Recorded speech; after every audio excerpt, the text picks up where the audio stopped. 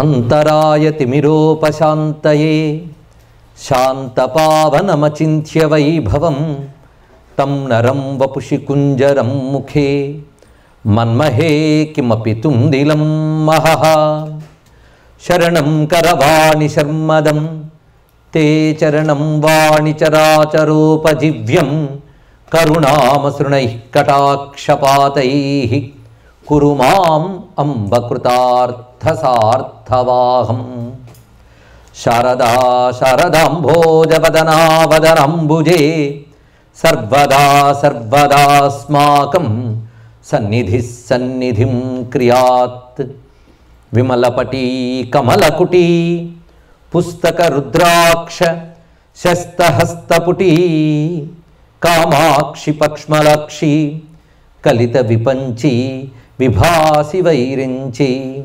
వాగర్థావివ సంపృక్తౌ వాగర్థ ప్రతిపత్తయే జగతః పితరౌ వందే పార్వతీ పరమేశ్వరౌ గురవే సర్వలోకానాం భిషజే భవరోగిణాం నిధయే సర్వవిద్యానాం దక్షిణామూర్తయే నమః నారాయణ సమారంభాం వ్యాసశంకరమధ్యమాం అస్మదాచార్య పర్యంతాం వందే గురుపరంపరాం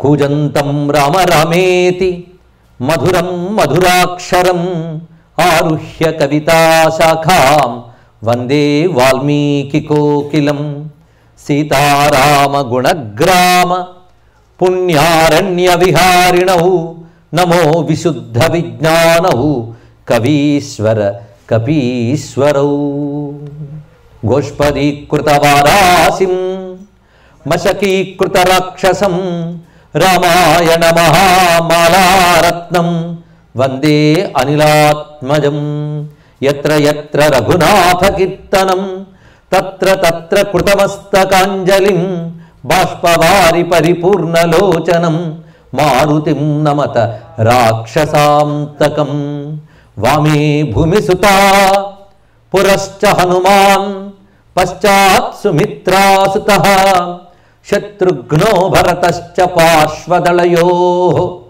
వాయువాదికోణేషు చ సుగ్రీవశ్చ విభీషణశ్చ యువరాట్ తారాసుతో జాంబవాన్ మధ్యే నీలసరోజకోమలరుచిం రామం భజే శ్యామలం శ్రీరామం భజే శ్యామలం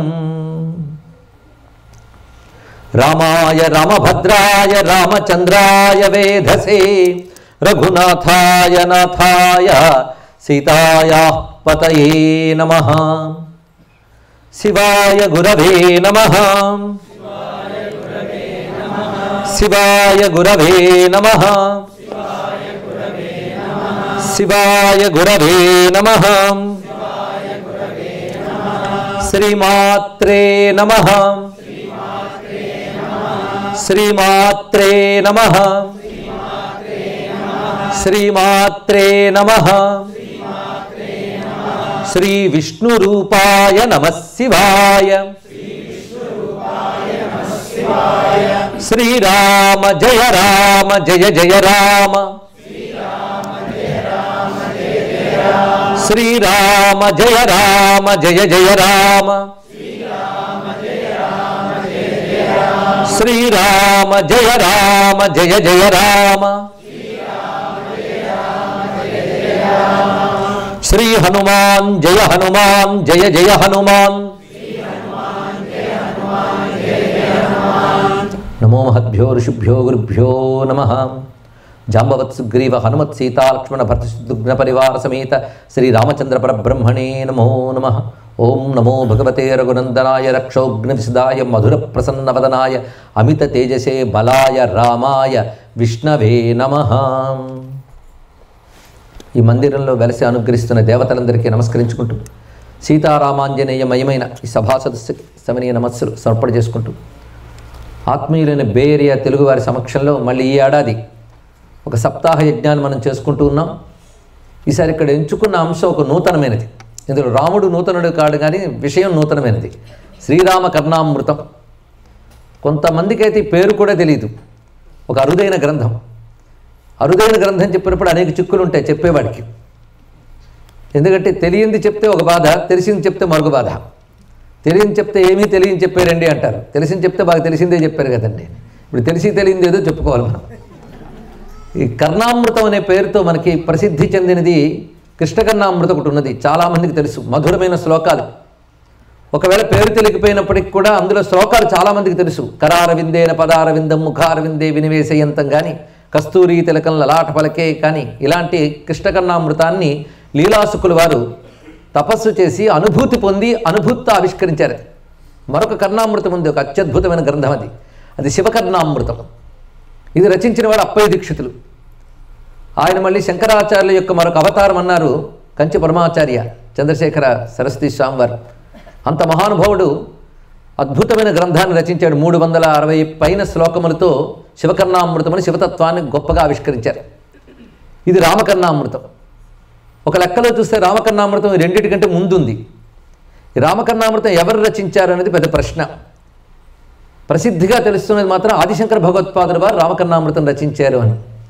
ఎందుకంటే దీనికి తెలుగులో పద్యానువాదం ఉంది. అది ఏనాటి కాలానిదో తెలుగు పద్యానువాదం ఉంది. సిద్ధకవి అనేటువంటి ఆయన చేశాడు. ఆయన తెలుగు పద్యానువాదం చేస్తూ ఒక మాట అన్నాడు, శివతుల్యుండగు ఆదిశంకరులు మున్ శ్రీరామకర్ణామృతంబు అవనిన్ సంస్కృతమేర్పరించే అని. అంటే ఆదిశంకరులు సాక్షాత్ శివస్వరూపుడు, ఆయన ఈ రామకర్ణామృతాన్ని రచించారు అని చెప్పాడు ఆయన.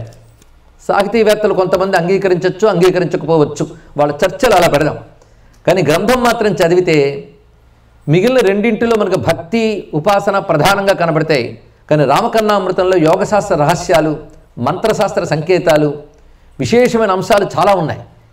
ఇవి చూస్తే కొన్ని సౌందర్యలహరిలో మనం మహిమూలాధారే కమిప మణిపూరే హుతవహం అని షట్చక్ర విద్య ఏదైతే ఉన్నదో అలాంటి షట్చక్ర విద్య కూడా ఇక్కడ కనబడుతుంది రామకర్ణామృతంలో. శైలి విన్యాసం చూస్తే మాత్రం ఆదిశంకరులు రచించారని అంగీకరించవలసినదే. ఒకవేళ ఆదిశంకరులు చేశారని సందేహం ఉన్నవాళ్ళైనా రామకర్ణామృతం విడిచిపెట్టక్కర్లేదు. ఎందుకంటే అత్యద్భుతమైన మంత్రశాస్త్ర సంకేతాలు, యోగశాస్త్ర రహస్యాలు, ధర్మశాస్త్ర విశేషాలు, తత్వశాస్త్ర సంబంధమైన అంశములు కూడా ఉన్నాయి ఇందులో. ఒక్క ఈ గ్రంథాన్ని జాగ్రత్తగా పరిశీలిస్తే భారతీయ సంస్కృతికి, అందున హిందూ సంస్కృతి అని చెప్పబడే భారతీయ సంస్కృతిలో ఉన్న ఉపాసనా విజ్ఞానం అంతా మనకు లభిస్తుంది. అందుకే అది ఉపాసనా శాస్త్రం. అలాంటి ఒక శాస్త్ర గ్రంథాన్ని ఇక్కడ చెప్పుకోవాలి అంటే వినేవారికి కూడా ఒకానొక యోగ్యత అవసరం, ఒక ఏకాగ్రత, ఒక అంకిత భావం, ఒక శ్రద్ధ అవసరం. ఇది హఠాత్తుగా కాలక్షేపంలాగా మన ఆధ్యాత్మిక గ్రంథాలు వినేవాళ్ళు ఉంటారు. వాళ్ళ కథ కావాలి, ఇంట్రెస్టింగ్ టర్నింగులు ఉండాలి. అలాంటి వాళ్ళు ఆధ్యాత్మిక వింటే ఇది ఏముందండి అంటూ ఉంటారు. కానీ రామకర్ణామృతం వినాలంటే మాత్రం శ్రద్ధ, ఏకాగ్రత ఈ రెండు ఉంటే చాలండి. పాండిత్యాలు గొడవక్కర్లేదు, ఆ రెండూ ఉండాలి. ఆ రెండూ కలిగిన చోటుకి చెప్పాలి. ఇప్పటికి 5 ఏళ్లుగా పరిశీలిస్తూ ఉన్నాం. ఒక పక్వత కలిగి నా మాటలు కూడా అలవాటైపోయినటువంటి మంచి శ్రోతలు ఇక్కడ ఉన్నారు కనుక ఇక్కడ వారి కోరిక మేరకే రామకర్ణామృతాన్ని ఇక్కడ చెప్పడం జరుగుతుంది. దీన్ని కోరుకున్నారంటేనే వారి సంస్కారం తెలుస్తున్నది. అలాంటి మంచి కోరుకున్నటువంటి ఈ నిర్వాహక బృందానికి నేను ముందు అభినందనలు చెప్తూ రామకర్ణామృతం ప్రారంభించుకుందాం. రామకర్ణామృతం కొత్త పుస్తకం అన్నానే కానీ ఇందులో చాలా మీకు తెలిసినవే. అప్పుడు ఇంకా మీకు దగ్గర వస్తుంది చూడండి. మంగళం కోసలేంద్రాయ మహనీయ గుణాత్మని విన్నారుగా. మొత్తం 11 మంగళాచరణ శ్లోకాలు ఇందులోవే. ప్రారంభం దానితోనే చేశాడు. అలాగే శ్రీరాఘవం దశరథాత్మజం అప్రమేయం సీతాపతిం రఘుకులాన్వయ రత్నదీపం, అది కూడా రామకర్ణామృతంలోదే. వైదేహీ సహితం సురుద్రుమతలే హైమే మహామండపే మధ్యే పుష్పకమాసన చదువుతారు, అది రామకర్ణామృతంలోనిదే. ఇలా చూస్తూ ఉంటే ఎన్ని కనబడతాయో. పైగా మన భద్రాచలం రామచంద్రమూర్తిని వర్ణించిన శ్లోకములు ఇందులో ఉన్నాయి.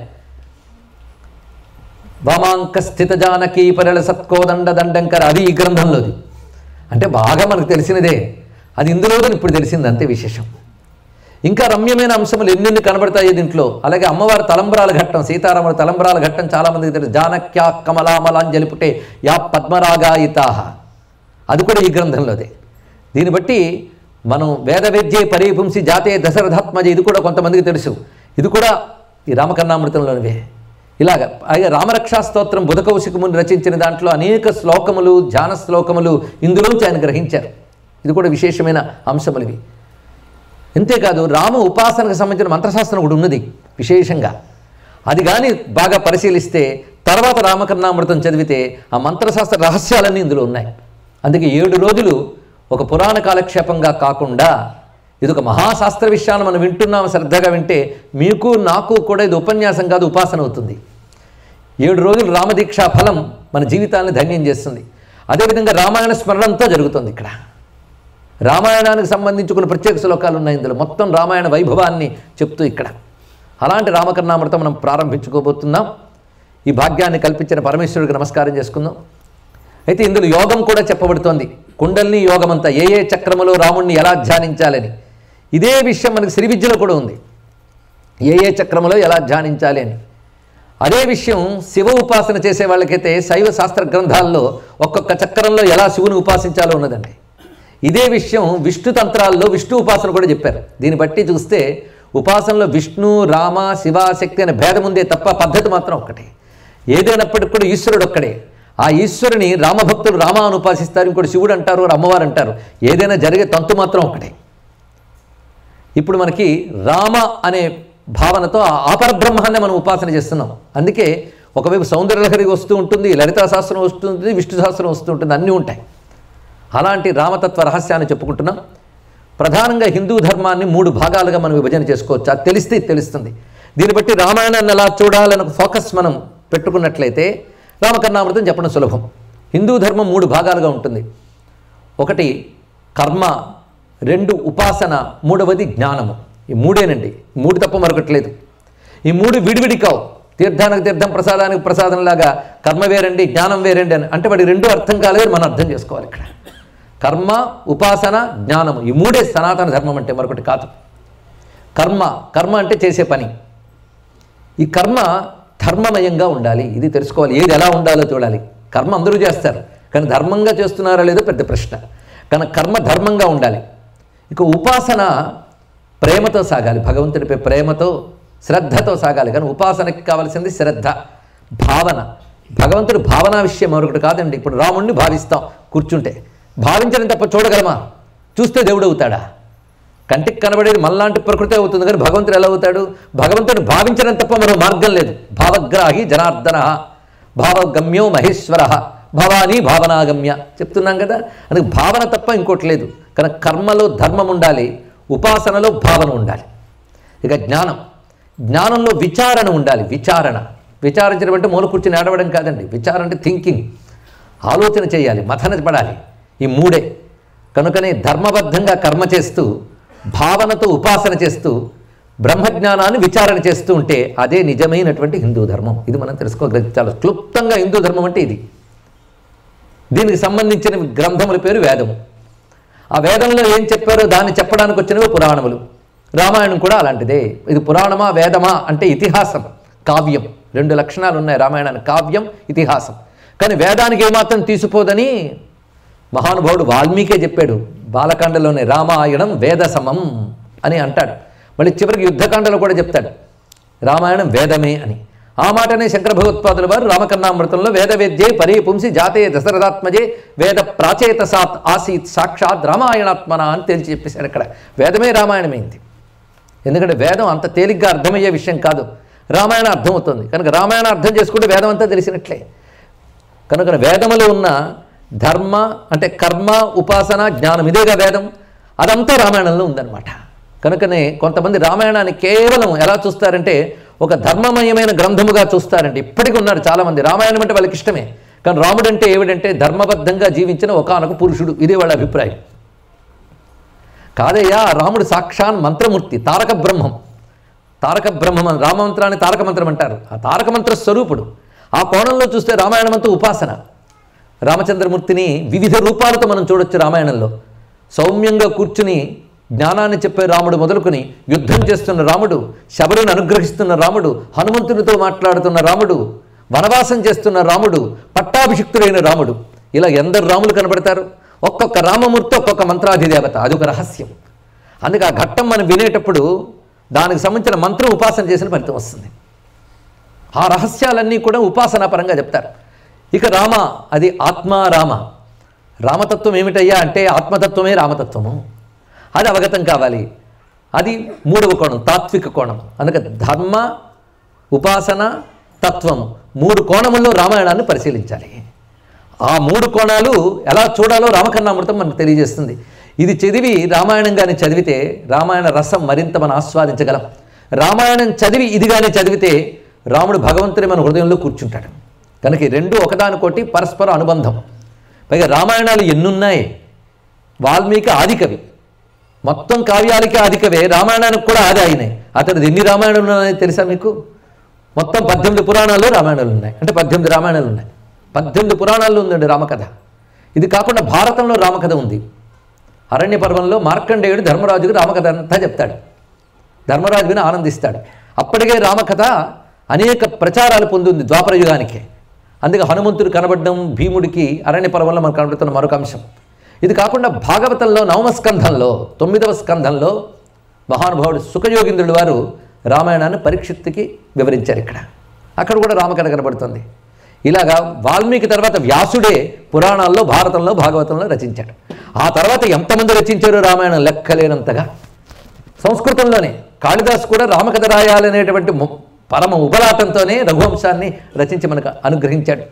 ఆ తర్వాత సంస్కృత కవులు అనేక మంది కావ్యాలు రచించారు. అందులో ఒక ఆయన అంటాడు, అందరూ రామాయణం రాస్తున్నారు, నువ్వు కూడా రామాయణం రాస్తున్నావా అని నన్ను అడుగుతారేమో. సరే, ఇంకేదైనా రాయడానికి నేను సిద్ధమే, కానీ రాముడు లాంటి వ్యక్తిని మరొకటి చూపించండి, అప్పుడు రాస్తానన్నాడు ఆయన. అంటే అర్థం ఏంటి? రాముడు లాంటి వాడు మరొకడు దొరకడు. వ్రాసిన రామచంద్రు కథ వ్రాయవలే అన్నాడు మహానుభావుడు. వ్రాసిన రామచంద్రు కథ వ్రాసితే అనిపించుకో, వృధాయాసముగాక కట్టుకథలు అహికమా పరమా అన్నారు విశ్వనాథ సత్యనారాయణ గారు. కల్పవృక్షం రచించారు మహానుభావుడు. ఇంతవరకు మనం చెప్పుకున్న సంస్కృత రామాయణాలు. సంస్కృతంలో ఋషుల రామాయణాలు ఇంకా ఉన్నాయండి. నారద రామాయణం, భరద్వాజ రామాయణం, అగస్త్య రామాయణం. ఇప్పటికి చెప్పిన రామాయణాలు పేర్లు గుర్తుపెట్టుకున్నా చాలు, రామాయణం గుర్తుపెట్టుకోకపోయినా. అంటే సంస్కృతంలో ఋషులు ఇచ్చిన రచనలు ఒకవైపు, కాళిదాసాది కవులిచ్చిన రచనలు ఒకవైపు సంస్కృతంలో ఉన్నాయి. ఇక ఇతర భాషల్లో గురించి నేను చెప్పక్కర్లేదు. సర్వత్రా కూడా రామకథ ప్రపంచంలో నాగరికత కలిగిన అన్ని భాషల్లో ఉంది. ఆఖరికి జానపదుల పాటల్లో కూడా రామకథ ఉంది. జ్ఞానపథాలైన వేదాలు మొదలుకొని జానపదాల పదాల వరకు కూడా రామాయణం విస్తరించి ఉంది. కనుక రామాయణం లేనిది ఎక్కడ? ప్రతి భాషలో రామాయణాలు బోల్డ్ పుట్టే. తెలుగులో ఎన్ని రామాయణాలు ఉన్నాయి అదుగు లిస్టు. మొల్ల రామాయణం, భాస్కర్ రామాయణం, అదేవిధంగా రంగనాథ రామాయణం. ఒకటేమిటి, ఆఖరికి ఇన్ని రామాయణాలు ఎందుకండి అంటూనే రామాయణం రాస్తున్నారు. ఒక ఆయన అన్నాడు, రామాయణం బాగా అర్థమైతే మనం ఒక రామాయణం రాసుకోవచ్చుట, రామాయణం రాయడం చేతకపోతే రామకోటైనా రాసుకోవచ్చు అని చెప్పాడు. అందుకే వ్రాయడం అంటూ చేసినా, భావించడం అంటూ చేసినా రాముడినే భావించాలి. మన తెలుగులో మళ్ళీ వాల్మీకి అంతటి మహానుభావుడు కవి సమ్రాట్ విశ్వనాథ సత్యనారాయణ గారు. ఆ మహానుభావుడు రామకథ అంతా రచించాడు. ఇక త్యాగరాజు గురించి చెప్పక్కర్లేదు, అన్నమయ్య గురించి చెప్పక్కర్లేదు. ఉభయలో కూడా రామకథని ఎన్ని విధాలుగా కీర్తించారో చెప్పలేం. ఇలా ఎందరెందరో పాటతో, మాటతో, కావ్యంతో, భావనతో తమ జన్మ తరించడం కోసం రామాయణం పట్టుకున్నారు. మనం మన జన్మ తరించడం కోసం 7 రోజుల పాటు రామకర్ణామృతం ద్వారా రామాయణాన్ని అంతటిని అవలోకనం చేసుకుందాం ఒక్కసారి. ఇందులో రామాయణం అంతా కనబడుతుంది. అలాంటి భవ్యమైనటువంటి రామకర్ణామృతం. కర్ణామృతం అనే మాట ముందు మనం అర్థం చేసుకుంటే, కర్ణ అమృతం, చెవులకు అమృతంలా ఉండేది కనుక కర్ణామృతం అన్నారు. చెవులకు అమృతం అంటే వింటేనే హాయిగా ఉంటుందిట. వింటే హాయిగా ఉండాలంటే ముందుగా దాని మ్యూజికల్ బ్యూటీ ఉండాలి. అది కావలసినంత ఉంది. ఎందుకంటే కృష్ణకర్ణామృతం కూడా రకరకాల రాగాలతో పాడచ్చు. అలాగే కావ్యపరంగా ఇందులో గొప్ప ఛందస్సులు ఉన్నాయి. మంచి వృత్తములు, నడక, భావానికి తగ్గట్టు. కొన్ని చోట్ల ఛందస్సుల ప్రతాపం కనబడుతుంటుంది. చదివితే చాలు, చదివి వింటే చాలండి, చెవికి హాయిగా ఉంటుంది. అంతేకాదు, అమృతం అంటే వింటే హాయిగా ఉంటుంది కనుక అమృతం, ఆలోచిస్తే మనకి కైవల్యాన్ని ఇస్తుంది కనుక అమృతం. అమృతం అంటే శాశ్వతమైనది అని అర్థం. రామకర్ణామృతం శాశ్వతమైనటువంటి మోక్షాన్ని ఇస్తుంది. అందుకే భగవత్ స్వరూపమే కర్ణామృతం. అది వినడం వల్ల మనం తరించి ముక్తిని పొందుతాం కనుక కర్ణామృతం అన్నారు.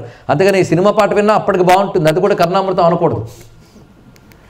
వినడం వల్ల ముక్తి లభిస్తే అది అమృతం అవుతుంది. అందుకే విశ్వేశ్వరాయ నరకార్ణవతారణాయ కర్ణామృతాయ శశిశేఖర ధారణాయ అని మనం దారిద్ర్య దుఃఖదహన స్తోత్రంలో చెప్పుకుంటున్నాం. అక్కడ కూడా కర్ణామృత శబ్దం భగవంతుడి పరంగా వాడారు. అంత విశేషమైన శబ్దం అది. అందుకే కర్ణామృతం తెలుసుకుని రామకర్ణామృతంలో మొదటి 11 శ్లోకాలు మంగళాచరణ శ్లోకములు అంటారు. 11 శ్లోకాలు. ఈ 11 శ్లోకాల్లోనే మంగళం కోసలేంద్రాయ మహనీయ గుణాత్మనే చక్రవర్తి తనూజాయ సర్వభౌమాయ మంగళం ఇది ప్రారంభమవుతుందండి. ఆ 11 శ్లోకాలు చక్కగా వ్యాఖ్యానించుకుంటే ఈ 11 శ్లోకాల్లో రామాయణం అంతా ఉంది. క్లుప్తంగానే చెప్పుకుందాం. ఎందుకంటే మొత్తం దీనిలో ఉన్న శ్లోకములు 448 శ్లోకాలు ఉన్నాయి రామకర్ణామృతంలో. అప్పుడే తెలిసింది మనకి 7 రోజులు మొత్తం చెప్పుకోలేమని మీకు నాకు తెలిసి కూర్చున్నాం. చెప్పుకోగలిగినంత చెప్పుకుంటాం అంతే, దానిదేముంది, ఎంతైతే అంత. ఏదైనా ప్రతి శ్లోకము కర్ణామృతమే చాలు మనకి. ఒక అగ్నిజ్వాల రగులుతోందనుకోండి, అందులో ఒక్క రవ్వ తీసుకొచ్చినా చాలు, మళ్ళీ అంత మంట పెట్టగలదు మనకి. అలా ఇందులో ఏ కొద్ది గ్రహించినా మన బ్రతుకు తరించుతుంది. అలాంటి భవ్యమైనటువంటి గ్రంథంలో ముఖ్యంగా ఈ మంగళాచరణ శ్లోకములు చాలా విశేషం. ఇది మీరు గమనించితే రామాయణం ఎలా వస్తుంది చూడండి. మంగళం కోసలేంద్రాయ మహనీయ గుణాత్మనే. ఆయన ముందు ఆ కోసల రాజ్యాన్ని ఏలేటటువంటి ఆ అయోధ్య రాజులకి తనయుడుగా కలిగాడు. అదే కోసల ఇంద్రాయ. ఇంద్ర అంటే ప్రభువు అని అర్థం. కోసల వంశంలో సూర్యవంశంలో మహానుభావుడు ప్రభువుగా జన్మించాడు. ఆ జన్మించినప్పుడు చక్రవర్తి తనూజాయ, ఒక మహాచక్రవర్తికి తనూజుడు అంటే పుత్రుడుగా వచ్చాడు. అక్కడి నుంచి మనం పరిశీలిస్తే ఆ పుత్రుడుగా కలిగిన వాడే సార్వభౌముడయ్యాడు. ఆ సార్వభౌముడు నిజానికి ఒకానొక మానవుడా అంటే వెంటనే తర్వాత శ్లోకం చెప్తున్నాడు. ఆ కనిపించిన చక్రవర్తి పుత్రుడు తత్వతః ఎవడయ్యా అంటే వేద వేదాంత వేద్యాయ మేఘశ్యామల మూర్తయే పుంసాం మోహన రూపాయి పుణ్యశ్లోకాయ మంగళం. ఏమన్నారండి శంకర భగవత్పాదుల వారు ఇక్కడ. ఇక్కడి నుంచి అందాన్ని మనం పరిశీలిద్దాం.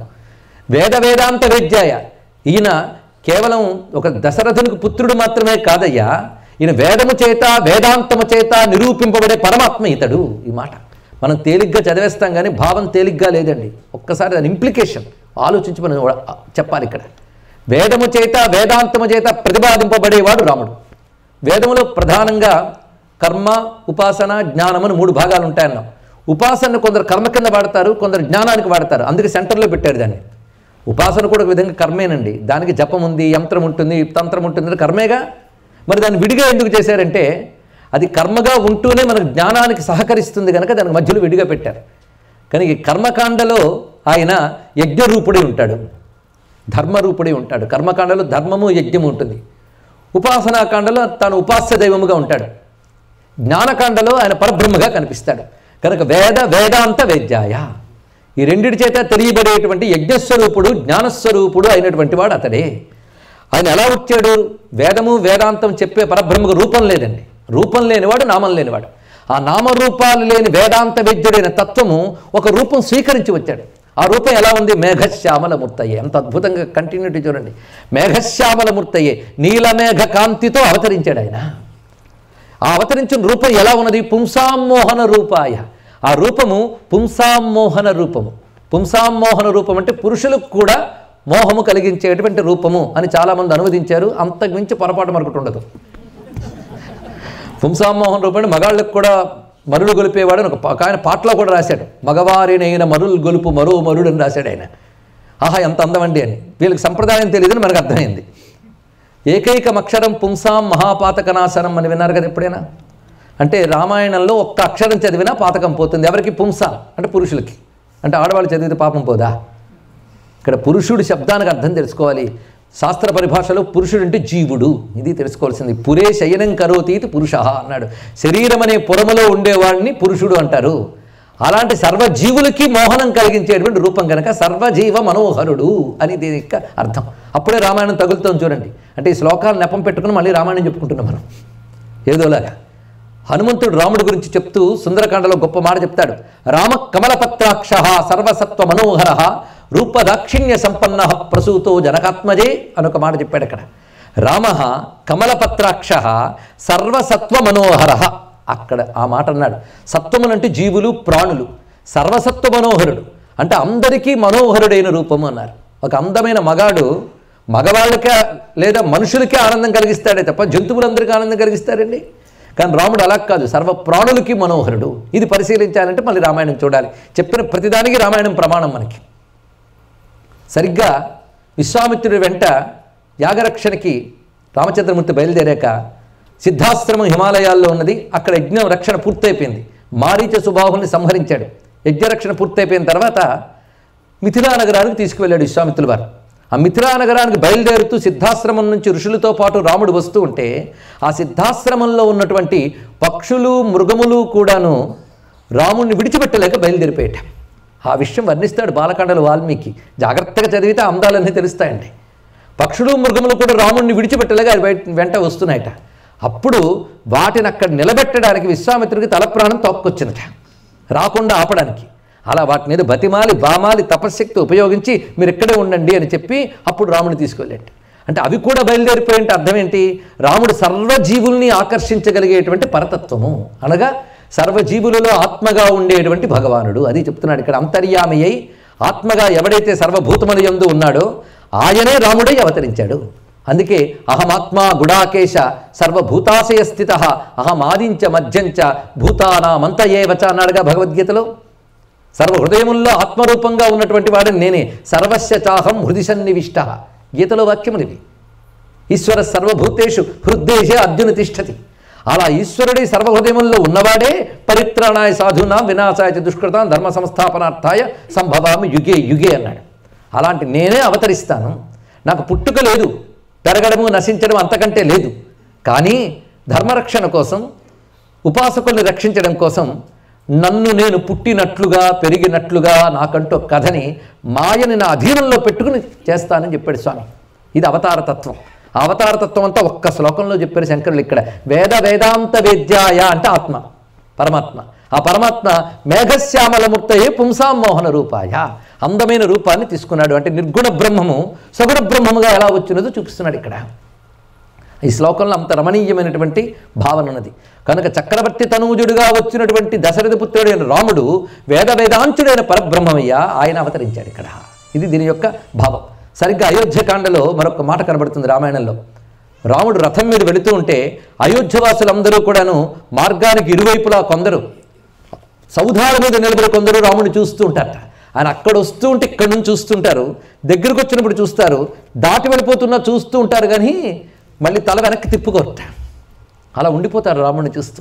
అక్కడ ఒక అద్భుతమైన మాట అంటాడు. ఈ పుంసాం అక్కడ కనబడిందండి, రామాయణంలోంచి డిరైవ్డ్ ఆ పదం. రూపౌదార్య గుణై పుంసాం దృష్టి చిత్తాపహారిణం, ఈ మాట అంటాడు ఇక్కడ. పుంసాం మాట అక్కడ వాడాడు వాల్మీకి. రూప ఔదార్య గుణై పుంసాం దృష్టి చిత్తాపహారిణం. రూపము చేత, ఉదారమైన అద్భుత గుణముల చేత చూసేవారికి దృష్టి చిత్త అపహారిణం, వారి చూపుని దొంగిలిస్తున్నాడు, వారి మనస్సుని దొంగిలిస్తున్నాడు అన్నారు ఇక్కడ. అక్కడ పుంసాం శబ్దం వాడాడు, అంటే జీవులు అని ఉద్దేశం. కనుక పుంసాం మోహన రూపాయ అనే దాన్ని మనం ఆధారంగా తీసుకొని ఒకసారి రామాయణం అంతా తిరిగి వచ్చాం మనం. అటువంటి పుంసాం మోహనుడైన స్వామి తర్వాత చేసినటువంటి వృత్తాంతం చక్రవర్తి తనూజుడుగా విశ్వామిత్రాంతరంగాయ. నేను వీటన్నిటికి ఇంకా అర్థం చెప్పక్కర్లేదు, మీకే తెలుసు. రామాయణం అంతా ఒక్కసారి తెలిసిపోతుంది. ఇలా ప్రతి శ్లోకాన్ని వ్యాఖ్యానిస్తే 7 రోజులు దీనికే అయిపోతుంది. విశ్వామిత్ర అంతరంగాయ మిథిలా నగరీ పతేహే భాగ్యానాం పరిపాకాయ. విశ్వామిత్రుడికి అంతరంగమైన రాముడికి నమస్కారం అన్నారు ఇక్కడ. విశ్వామిత్రుడికి అంతరంగంట, ఎంత అద్భుతమైన మాట్లాడుతున్నాడు. అంతరంగం అంటే అర్థం ఏంటి? లోపల ఉన్నది. బహిరంగం అంటే బయటకు కనబడేది, అంతరంగం అంటే లోపల ఉండేది. ఎప్పుడు పూర్తి చేస్తాడో ఏమిటో, అది అంతరంగం. బయటకు ఏమి చెప్పకుండా కూర్చోడే బహిరంగం. లోపల ఏముంది ఎవరికి ఏం తెలిసింది ఇక్కడ? విశ్వామిత్ర అంతరంగాయ, విశ్వామిత్రుడికి అంతరంగం అంటే రాముడు. ఇది ఆలోచించవలసిన అంశం. అంతరంగం అంటే అంతర్దృష్టితో చూసేది, అంతర్ముఖ సమారాధ్య. అంతర్ముఖ దృష్టితో చూస్తాడు. విశ్వామిత్రుడు అంతర్ముఖ దృష్టితో చూశాడు రాముడిని. అందుకే దశరథుడు మా అబ్బాయిని నీతో పంపను అంటే అసలు నీ అబ్బాయి గురించి నీకే తెలియదు పో అన్నాడు ఆయన. ఎవడైనా మన ఇంటికి వచ్చి అప్పుడే కొత్త మొహం ఇంటికి వచ్చి మీ అబ్బాయి గురించి మీకు తెలియదండి ఏం తల్లిదండ్రులతో చెప్తే ఎవడైనా క్షమిస్తాడండి? కానీ విశ్వామిత్రుడు అలా అంటూ ఉంటే దశరథుడు నోరు మూసి కూరుకున్నాడు. ఏం చేస్తాడు విశ్వామిత్రుడు అంటున్నాడు, అహం వేద్వి మహాత్మానం రామం సత్యపరాక్రమం వశిష్ఠోపి మహాతేజ ఏచమే తపసి స్థితా అన్నాడు ఇక్కడ. రాముడెవడో నాకు తెలుసు, వశిష్ఠునికి తెలుసు, తపస్సులో ఉన్న ఋషులకు తెలుసు అన్నాడు. అంటే దశరథుడికి తెలియదుట. అంటే మాకు తెలిసింది నీకు తెలియదని చెప్పడం అందులో ఉద్దేశం. వాళ్ళదే అంతర్ముఖ దృష్టి, మిగిలిన వాళ్ళది బహిర్ముఖ దృష్టి. బహిర్ముఖ దృష్టి కలవారికి రాముడు మానవుడు, అంతర్ముఖ దృష్టి కలవారికి రాముడు పరమాత్మ. ఆ విషయం ఆయనకు తెలుసు. కానీ నాకు ఆయన విష్ణువని తెలుసని అనలేదు ఆయన, ఎందుకంటే తెలిస్తే అసలుకు మోసం వస్తుంది. ఎందుకంటే రాముడే నారాయణుడై కూడా నరుళ్లా ప్రవర్తిస్తున్నప్పుడు తాను కూడా ఆ నాటకాన్ని కొనసాగించాలి, కానీ సత్యం బయట పెట్టకూడదుట. అందుకే విశ్వామిత్ర అంతరంగాయ అని చెప్పడంలో విశ్వామిత్రుడు అంతర్ముఖ దృష్టిలో పరబ్రహ్మముగా ఉన్నటువంటి వాడు, ఇది అర్థం. అంతేకాదు విశ్వామిత్రుడు దర్శించిన మంత్రం గాయత్రి, గాయత్రి మంత్ర ప్రతిపాద్యమైన పరమాత్మ రాముడు, అది చెప్పడం ఇందులో ఒక అర్థం, ప్రధానమైన అర్థం. గాయత్రి మంత్రం పరమాత్మని చెప్తుంది, బ్రహ్మ విష్ణు శివాత్మకమైన పరబ్రహ్మని చెప్తుంది అక్కడ. ఆ పరబ్రహ్మయే రాముడు, ఇది తెలుసుకోవాల్సినది. అందుకే గాయత్రి మంత్ర స్వరూపమే రామాయణం. గాయత్రి మంత్రం ద్వారా ప్రతిపాదింపబడేవాడే రామచంద్రమూర్తి. ఇదొక రహస్యం. రామాయణంలో ఉన్న రహస్యాలే రామకర్ణామృత ఆధారం చేసుకుని మనం చెప్పుకోబోతున్నాం. దీన్ని బట్టి రాముడు ఒక ధర్మమూర్తి అయిన కథ కాదు, అది కేవలం ఒక ధర్మమూర్తి యొక్క కథ అయితే ఇంతకాలం నిలిచేది కాదు. అలాంటి ధర్మపురుషులు రాముడికి పూర్వము ఉన్నారండి అనేక మంది. రఘు మహారాజు, కకుత్స మహారాజు, ఇక్ష్వాకు వంశ ప్రభువులు, మాంధాతృ చక్రవర్తి, వీళ్ళందరూ ధర్మంలో రాముడికి ఏం తీసిపోలేదు. కేవలం ధర్మం చేత రాముడు దేవుడు కాలేదు. ఇది కూడా తెలుసుకోవాల్సినది. రామాయణంలో ఒక ధార్మికమైన కథ కాకుండా మరొకేదో రహస్యం ఉంది. ఆ రహస్యమే మనం చెప్పుకోబోతున్నది. అందుకే మొదటి నుంచి రహస్యమే. వేదము రామాయణమైనప్పుడు వేదమాత అయిన గాయత్రి మంత్రాన్ని దర్శించిన విశ్వామిత్రుడు మొదటి అడుగు వేసి రాముడు బయటికి తీసుకెళ్ళాడు. అక్కడి నుంచి పరిశీలించండి మీరు. అందుకే గాయత్రీ మంత్ర స్వరూపమైన రాముడు, అది విశ్వామిత్ర అంతరంగాయ మిథిలానగరీపతే భాగ్యానాం పరిపాకాయ. ఎంత అందమైన మాట. మిథిలానగరీపతి ఎవరైనా అంటే ఆ మాత్రం రామాయణం తెలియని వాళ్ళు కూర్చున్నారండి. నేను నా ఆశలతో వచ్చాను ఇక్కడికి. జనక మహారాజు కదా, లేకపోతే నాకు తెలిసేలేదో చూద్దాం అనుకుంటున్నారా? మిథిలానగరీపతి అని జనక మహారాజు. జనక మహారాజు యొక్క భాగ్యములు పండగా దొరికినవాడు అన్నారు ఇక్కడ. భాగ్యానాం పరిపాకాయ మిథిలానగరీపతే భాగ్యానాం పరిపాకాయ. జనక మహారాజు అదృష్టము పండగ దొరికెట్టాయన. లేకపోతే విష్ణువు కాళ్ళు కడిగి కన్యాదానం చేయాలంటే ఎన్ని భాగ్యాలు ఉండాలండి. అది ఎవరికి సాధ్యమవుతుంది? యజ్ఞమూలమైన గాయత్రిని దర్శించిన వాడు విశ్వామిత్రుడైతే వేదాంత దర్శనం కలిగిన వాడు జనక మహారాజు. జనక మహారాజు వాళ్ళకి విదేహపతులు అని పేరుంది. విన్నారు ఎప్పుడైనా? విదేహ రాజ్యం. అందుకే అమ్మవారి పేరు వైదేహి. విదేహులు అంటే దేహం లేని వాళ్ళు. దేహం లేని వాళ్ళు అంటే దేహం లేకుండా ఎవడైనా ఉంటాడండి? మరి కాకపోతే విదేహం అంటే దేహం నేననుకునే అజ్ఞానం లేని వాళ్ళు.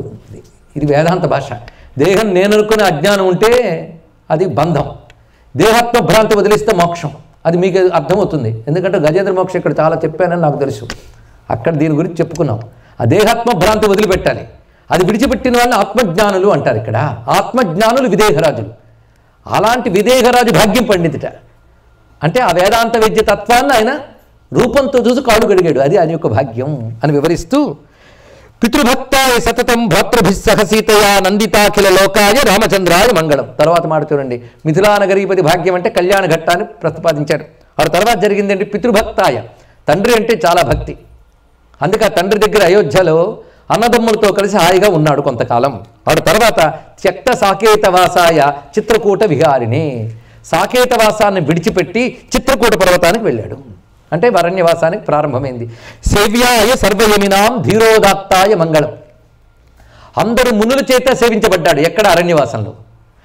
అందుకే సర్వయమినాం సేవ్యాయ, అందరూ మునుల చేత సేవించబడుతున్నటువంటి ధీరోదాత్తాయ మంగళం. అద్భుతమైన మాట అండి. ధీరోదాత్తుడు. ధీర ఉదాత్త రెండు లక్షణాలు కలిగి ఉన్నవాడిని నాయకుడు అంటారు. నేను హీరో గారండి, కానీ మొత్తం ప్రతిరోజు మద్యపానం చేస్తూ ఉంటాడు. ఇంకేం హీరో చెప్పండి ఇక్కడ. పైగా వాడి బ్యాక్గ్రౌండ్లో దొంగలు కేడీలు హీరోలు అయితే అవి చూసిన వాళ్ళు ఏమవుతారు? అది అందుకు హీరో ఎలా ఉండాలి అంటే వాల్మీకి రామాయణంలో చూపించాడు. భాగవతంలో మహానుభావుడు వ్యాసుడు చూపించాడు. ఇక్కడ ధీర ఉదాత్త రెండు లక్షణాలు ఉంటాయి. ధీరుడు అంటే వికారములు ఎన్ని కలిగినా వికారాలకు లోను కాకుండా ఉండగలగడం ధీరత్వం. ఉదాత్తము అంటే ఆయన చరిత్ర ఉన్నతమైన స్థాయిలో ఉండాలి. ఈ రెండు లక్షణాలు ఉన్నవాడిని నాయకుడు అవ్వాలి. అలాంటి నాయకుడు రాముడు. అందుకే ధీరోదాత్తాయ మంగళం అని చెప్పడంలో. లేకపోతే ఇవాళ పట్టాభిషేకం అనగానే ఆ రోజే నీకు పట్టాభిషేకం క్యాన్సిల్ అని చెప్పిస్తే ఏమీ అని చలించలేదు. ఏమాత్రం వికారానికి లోను కాకుండా అరణ్యవాసానికి బయలుదేరే అంటే ధీరోదత్తుడు కాకపోతే ఇంకెవరండి ఆయనకి? రాజ్యమైనా వనవాసమైనా ఒకే విధంగా సుఖదుఖాలకి చలించకుండా ఉన్నటువంటి స్థితప్రజ్ఞుడు గనక ధీరోదాత్తాయ మంగళం. సౌమిత్రినాచ జానక్య చాపబాణాసి ధారిణి సంసేవ్యాయ సదాభక్త్యా సానుజాయాస్తు మంగళం. ఇక్కడ ఏం చెప్తున్నాడు? సౌమిత్రినాచ జానక్య, లక్ష్మీదేవి అయినటువంటి సీతమ్మతో లక్ష్మణస్వామితో కలిసి చాపము బాణము ధరించి తిరిగిన వాడికి నమస్కారము అంటే అరణ్యవాసంలో ఉన్నటువంటి రాముడు చూపించారు. ఆ తర్వాత దండకారణ్యవాసాయ ఖండిత అమరశత్రవే గృద్ధరాజాయ భక్తాయ ముక్తిదాయాస్తు మంగళం. స్పష్టంగా తెలిసిపోతూనే ఉన్నది. దండకారణ్యంలో ఉంటూ దేవశత్రువులైన రాక్షుల్ని సంహరించి, అంటే కరదూషణాది రాక్షుల్ని సంహరించినటువంటి అరణ్యవాస ఘట్టాన్ని చెప్తున్నాడు ఇక్కడ. గృద్ధరాజాయ భక్తాయ ముక్తిదాయ, భక్తుడైన పక్షిరాజుకు ముక్తినిచ్చిన వాడికి అనగా జటాయుకు మోక్షమిచ్చిన స్వామికి. ఆ తర్వాత జరిగిన ఘట్టం సాదరం శబరీదత్త ఫలమూలాభిలాషిని సౌలభ్య పరిపూర్ణాయ సత్వోద్రిక్తాయ మంగళం.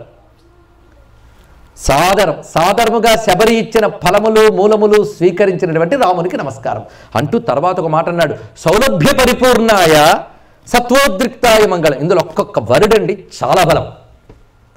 మనం తర్వాత శ్లోకాలు తొందరలో దాటుతున్నామే కానీ ఒక్కొక్క పదం ఇందాక ధీరోదత్త ఎలాగైతే మొత్తం రాముడిని చెప్తుందో అలాంటి శబ్దములు 2 వేశారు ఇక్కడ. సౌలభ్య పరిపూర్ణాయ, రాముడు అందరికీ సులభంట. మనం అనుకుంటాం రాముడు కష్టమండి అని. ఇంకో అజ్ఞానం ఉందండి, రాముడిని పూజిస్తే ఒక్క కష్టాలు వస్తాయిటండి అని. ఇలాంటి అజ్ఞానాలు ముందు తొలగాలి. మనకు బాగుపడే యోగం లేనప్పుడు ఇలాంటి బుద్ధులు పుడుతూ ఉంటాయి. గుర్తుపెట్టుకోండి ఇక్కడ. ఎందుకంటే శ్రీరామ రక్ష సర్వజగత్ రక్ష. రాముడిని పూజిస్తే ఏమొస్తుందో శాస్త్రం ఏం చెప్తుందో వినండి. ఆపదాం అపహర్తారం దాతారం సర్వసంపదాం లోకాభిరామం శ్రీరామం భూయో భూయో నమామ్యహం. అది ఆయన ఇచ్చేది. కష్టాలు తొలగిస్తాడని చెప్తూనే కష్టాలు వస్తాయండి. ఏ దేవుడు కూడా మనకు లేని కష్టాలు తేడు. కష్టాలు రావాల్సిన వస్తూనే ఉంటాయి. కానీ భగవంతుడిని ఆశ్రయిస్తే అందులో ఏమాత్రం తీయాలో మాత్రం తీసేస్తాడు. మిగిలిన మనం అనుభవిస్తున్న వాటి వేదన మనకు తెలియనివ్వకుండా వాటి వల్ల మనం పతనం కాకుండా కాపాడుతాడు. ఇది తెలుసుకోవాలి ఇక్కడ. అంతేగాని రామభక్తులు కష్టాలు పడతారనడానికి ఎక్కడ ప్రమాణముల్లో. ఏదో రామదాసును ఒక్కసారి చెరలో బంధించారు కనుక ఈ మాట తెలుగువాడే అంటాడండి. ఇది వచ్చింది బాధ, ఇంకెవరు అనరు ఇక్కడ. కానీ రామదాసుని చెరలో బంధించింది రాముడే కాదను. ఎందుకంటే రామదాసు మహాభక్తుడు. ఆయన ముక్తినివ్వాలంటే కర్మక్షయం అయిపోవాలి ఇక్కడ. ఎంత కాదన్నా ప్రభుత్వ ధనాన్ని తీసుకుని ఆలయానికి వినియోగించడం దోషమే. మంచి మనసుతో చేసినప్పటికి కూడా రాముడు ధర్మస్వరూపుడు కనుక దానికి చెల్లి చేసి తర్వాత ముక్తి ఇచ్చాడు మహానుభావుడు. చూసుకోండి ఇక్కడ. అంతేగాని అనవసరంగా ఎవరికి కష్టాలు ఇవ్వడో తెలుసుకోండి. రాముడిని ఆశ్రయిస్తే చాలు. రాముని వారము మాకేమి విచారం అన్నాడు అదే రామదాసు. తక్కువేమి మనకు రాముండొక్కడుండు వరకు ప్రక్కతోడుగా భగవంతుడు మును చక్రధారయే చెంతనుండగా అని నిండుగా బ్రతికాడు, తరించిపోయాడు. ఇక మన త్యాగరాజ స్వామి అయితే చెప్పేదేముంది, ఉండేది రాముడొక్కడు ఊరక చెడిపోకు మనసా అన్నాడు మహానుభావుడు ఇక్కడ. అందుకు రామభక్తి సామ్రాజ్యము ఏ మానవులకు అబ్బునో ఆ మానవుల సందర్శనము అత్యంత బ్రహ్మానందం అన్నాడు మహానుభావుడు ఇక్కడ. రామభక్తి ఉన్నవాళ్ళని చూస్తే చాలు, అదే బ్రహ్మానందం అని చెప్పాడు మహానుభావుడు. అందుకు ఆ రామభక్తికి మించిన ఉంటుందా అండి? అది ఒక పెద్ద సామ్రాజ్యం. ఆ రాముడు ఆశ్రయించిన వాళ్ళు అన్నీ పొందుతారు. అందుకే సౌలభ్య పరిపూర్ణుడు, సులభంగా దొరికిపోయే పరిపూర్ణతత్వం అంట. ఎందుకంటే ఆడు వేదాంతాలు పరిశోధించి సగమర్థమయ్యి సగమర్థం కాక మధ్యలో మేమేమో వేదాంతులు అనుకుని హై జంపులు చేసి కాళ్ళు విరిగి ఎందుకండి బాధ. హాయిగా రామతత్వాన్ని గట్టిగా పట్టుకుంటే ఆ రాముడు బ్రహ్మమేమని గోచరిస్తాడయ్యా అని చెప్తున్నాడు. అందుకే సౌలభ్య పరిపూర్ణాయ, సులభంగా తరించడానికి రామమంత్రము రామ ఉపాసనకు మించింది మరొకటి లేదుట. అందుకు సౌలభ్యం.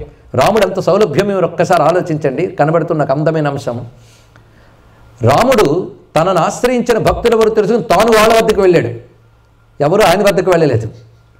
శబరి రాముడిని వెతుక్కుని అయోధ్యకు వెళ్ళలేదు. అదేవిధంగా అహల్యాదేవి వెళ్ళలేదు. ఆ తోబలో శరభంగుడు, సుతీక్ష్ణుడు, అగస్త్యుడు మొదలైన అనేక భక్తులు, గుహుడు, వీళ్ళందరి వద్దకు రాముడు తనంత తాను వెళ్ళాడు కానీ వీళ్ళెవరు ఆయన దగ్గరికి వెళ్ళలేదు. అంటే తనని తలంచుకుంటున్న వాడిని తాను గుర్తుపెట్టుకుని రాజ్యాన్ని వదిలి అడవులోకి వెళ్ళి మరి అనుగ్రహించాడంటే ఆయన కంటే సులభ స్వరూపుడు ఎవరుంటారండి? అందుకే సౌలభ్య పరిపూర్ణాయ సత్వోద్రిక్తాయ మంగళం. సత్వము చేత ఉద్రిక్తమైన వాడు అన్నాడు ఇక్కడ. అంటే ఆయనలో ఉన్నటువంటి ప్రతాపము సత్వగుణంతో కూడినది. సత్వం అంటే బలం అని ఒక అర్థము. అలాగే సత్వగుణం అంటే ఉన్నతమై జ్ఞానాన్ని ఆనందాన్ని కలిగించే గుణం పేరు సత్వగుణం అంటారు కదా. సత్వాత్ సంజాయితే జ్ఞానం. రాముడు అంటే సత్వగుణం. రజోగుణ తమోగుణ దోషాలు లేని పరిపూర్ణమైనటువంటి శుద్ధ సత్వగుణమే రాముడు. ఇది రాముని యొక్క తత్వం. శుద్ధ సత్వగుణమే ఆయన తత్వంలో కనబడుతోంది. అందుకే విశ్వనాథ వారు ఒక మాట అంటారు, అచ్చమైనట్టి సాత్వికపు మర్యాద అయినట్టి వాడు, అచ్చమౌ గుండెకు మిక్కిలి దగ్గరైనట్టి వాడు, పచ్చని మైడాలు వాడు శ్రీరామభద్రుడై నీవు చెచ్చెర రావయ్యా శ్రీ వెంకటేశ్వర శేషాద్రి నిలయ అని ఒకప్పుడు వెంకటేశ్వర స్వామి నిలబడ్డప్పుడు విశ్వనాథ గారు చెప్పిన పద్యం అండి ఇక్కడ. అచ్చమైనట్టి సాత్వికపు మర్యాద అయినట్టి వాడు అని, సాత్వికమైనటువంటి ధర్మ మర్యాదలతో ఉన్నటువంటి వాడు. అలాంటి ఆయన మనకు అర్థం కావాలంటే అచ్చమౌ గుండెకు మిక్కిలి దగ్గరైనట్టి వాడు. అచ్చమైన గుండెకు దగ్గర అవుతాడు ఆయన. అంటే ఎవడి మనస్సు స్వచ్ఛంగా ఉంటుందో వాడికి రాముడు దగ్గర అవుతాడు. మీరు ఇన్ని చెప్పారు కానీ నాకు రాముడు పట్టలేదండి అంటే అక్కడే ఉంది ఆన్సర్, నేను చెప్పక్కర్లేం. వాడి మనసుకు స్వచ్ఛత లేదని అర్థం ఇక్కడ అన్నాడు. అద్దం శుభ్రం చేస్తేనే సూర్యకాంతి ప్రతిఫలిస్తుంది, మనస్సు శుద్ధమైతేనే రాముడు ప్రతిఫలిస్తాడు. ఇది తెలుసుకోవాలి ఇక్కడ. అందుకే రామచంద్రమూర్తి యొక్క గొప్పతనం సత్వోద్రిక్తాయ మంగళం హనుమత్ సమవేతాయ. చూడండి ఆ తర్వాత జరిగింది, శబరిని అనుగ్రహించి తన సులభుడు అని నిరూపించాడు. లేకపోతే పండు ఫలం ఇస్తే ముక్తినిచ్చేశాడు మహానుభావుడు ఇక్కడ. పత్రం పుష్పం ఫలంతో యోమే భక్త్యా ప్రేచ్యతి, అదే సౌలభ్య పరిపూర్ణాయ. సత్వగుణాన్ని చూపించాడు. అలా వస్తున్న ఆ మహానుభావుణ్ణి ఆశ్రయించాడు సుగ్రీవుడు. దానికి కారణం హనుమంతుడు. అందుకే రామాయణంలో తర్వాత ఘట్టం హనుమత్ సమవేతాయ, హనుమంతుడితో కూడినటువంటి వాడు. హరీశ అభీష్టదాయని. హరీశ అంటే వానరపతి. ఎవరైనా చక్మని చెప్పండి. సుగ్రీవుడు. సుగ్రీవుడికి అభీష్టం ఇచ్చినవాడు అనగానే తర్వాత కథ చెప్పేశాడు కిష్కింధకాండలోది. జిత రాక్షస రాజాయ రణధీరాయ మంగళం. ఆ తర్వాత చేస్తున్న పని శ్రీమతే రఘువీరాయ సేతూల్లంఘిత సింధవే జితరాక్షస రాజాయ రణధీరాయ మంగళం. క్రమం చూడండి ఎలా వచ్చిందో. హనుమత్ సమవేతాయ, హరీషాభీష్టదాయని, వాలిప్రమథనాయాస్తు మహాధీరాయ మంగళం. వాలిని సంహరించినటువంటి మహాధీరుడికి నమస్కారం. ఆ తర్వాత జరిగింది శ్రీమతే రఘువీరాయ సేతూల్లంఘిత సింధవే. రఘువీరుడై సేతువుని నిర్మాణం చేసి సముద్రాన్ని దాటి వెళ్ళి చేసిన పని ఏమిటి? జిత రాక్షస రాజాయ రణధీరాయ మంగళం. రాక్షస రాజుని జయించి రణములో ప్రతాపాన్ని చూపించిన రామునకు మంగళము. ఆ తర్వాత ఆసాధ్య నగరీం దివ్యాం అభిషిక్తాయ సీతయ రాజాధిరాజ రాజాయ రామభద్రాయ మంగళం.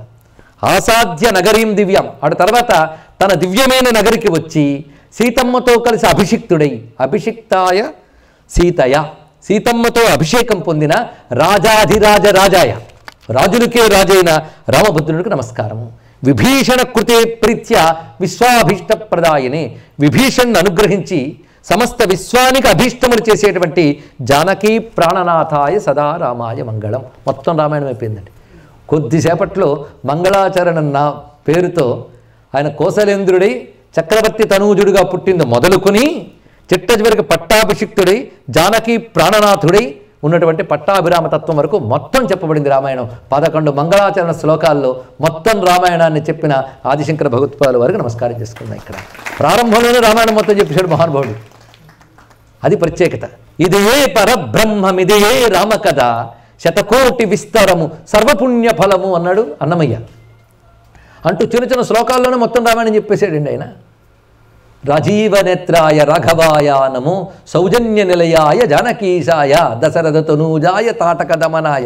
ప్రతివారు కూడా మొత్తం రామకథని గానం చేసుకోవడానికి కట్టే కొట్టే తెచ్చే పద్ధతులు కూడా చెప్పుకుని ఆనందించి తరించిపోయారు. ఇక్కడ ఏమాత్రం రామకథ చెప్పుకున్నా తరించిపోతాం.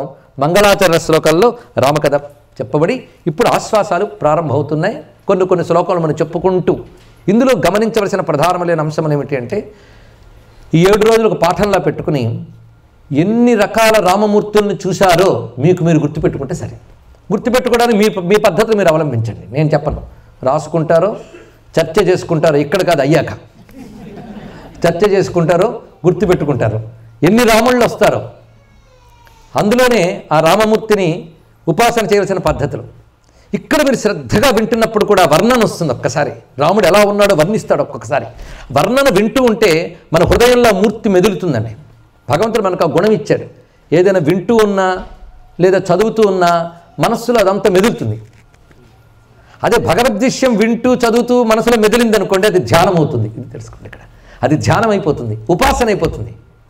అప్పుడు ఆ మంత్రమూర్తిని మీరు విన్నప్పుడు ఉపాసన చేసిన ఫలితం పొంది ఒక రోజుకి ఎన్ని రామమంత్రాలు పండించుకుని ఇక్కడి నుంచి వెళ్తారో మీ ఇష్టం.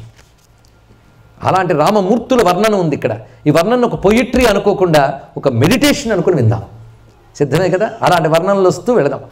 కొన్ని చోట్ల స్తోత్రం చేసేటప్పుడు ఎప్పుడైనా ఈ స్తోత్ర కావ్యం అంటారు దీనిని శివానందలహరి, సౌందర్యలహరి, కృష్ణకర్ణామృతం ఇవన్నిటి స్తోత్ర కావ్యం అని వీటికి పేరు. అంటే స్తోత్ర రూపంలో చెప్పబడిన కావ్యం ఇది. ఇక్కడ స్తోత్రానికి ఉండవలసిన లక్షణాలు ఒక్కసారి చూద్దాం. ఆ లక్షణాలన్నీ ఇందులో ఉంటాయి. అవి వెతుకుతూ వెళ్ళాలి మనం. స్తోత్రంలో ఉండవలసింది ప్రధానంగా రూపము, అంటే రూపవర్ణన, గుణము. భగవంతుడు ఒక్కొక్క రూపంతో కొన్ని గుణాలు చూపిస్తాడు. వాటిని అనంత కళ్యాణ గుణములు అంటారు ఇక్కడ. కనుక రూపము, గుణము, లీల. లీల అంటే భగవంతుడు చేసిన పనులు, వీటిని లీలలు అంటారు. రూప, గుణ, లీల. తర్వాతది మహిమ, 4వది మహిమలు అంటే ఆయన చూపించిన ప్రభావం, వాటి యొక్క ప్రభావం. 5వది తత్వము. రూప, గుణ, లీల, మహిమ, తత్వం. ఈ 5 వర్ణించబడితే దాన్ని స్తోత్రము అంటారు. ఈ 5ంటితో పాటు ఉండవలసిన మరొకటి నామవైభవం. ఎందుకంటే నామస్మరణ అండి. నామం మామూలు కాదు.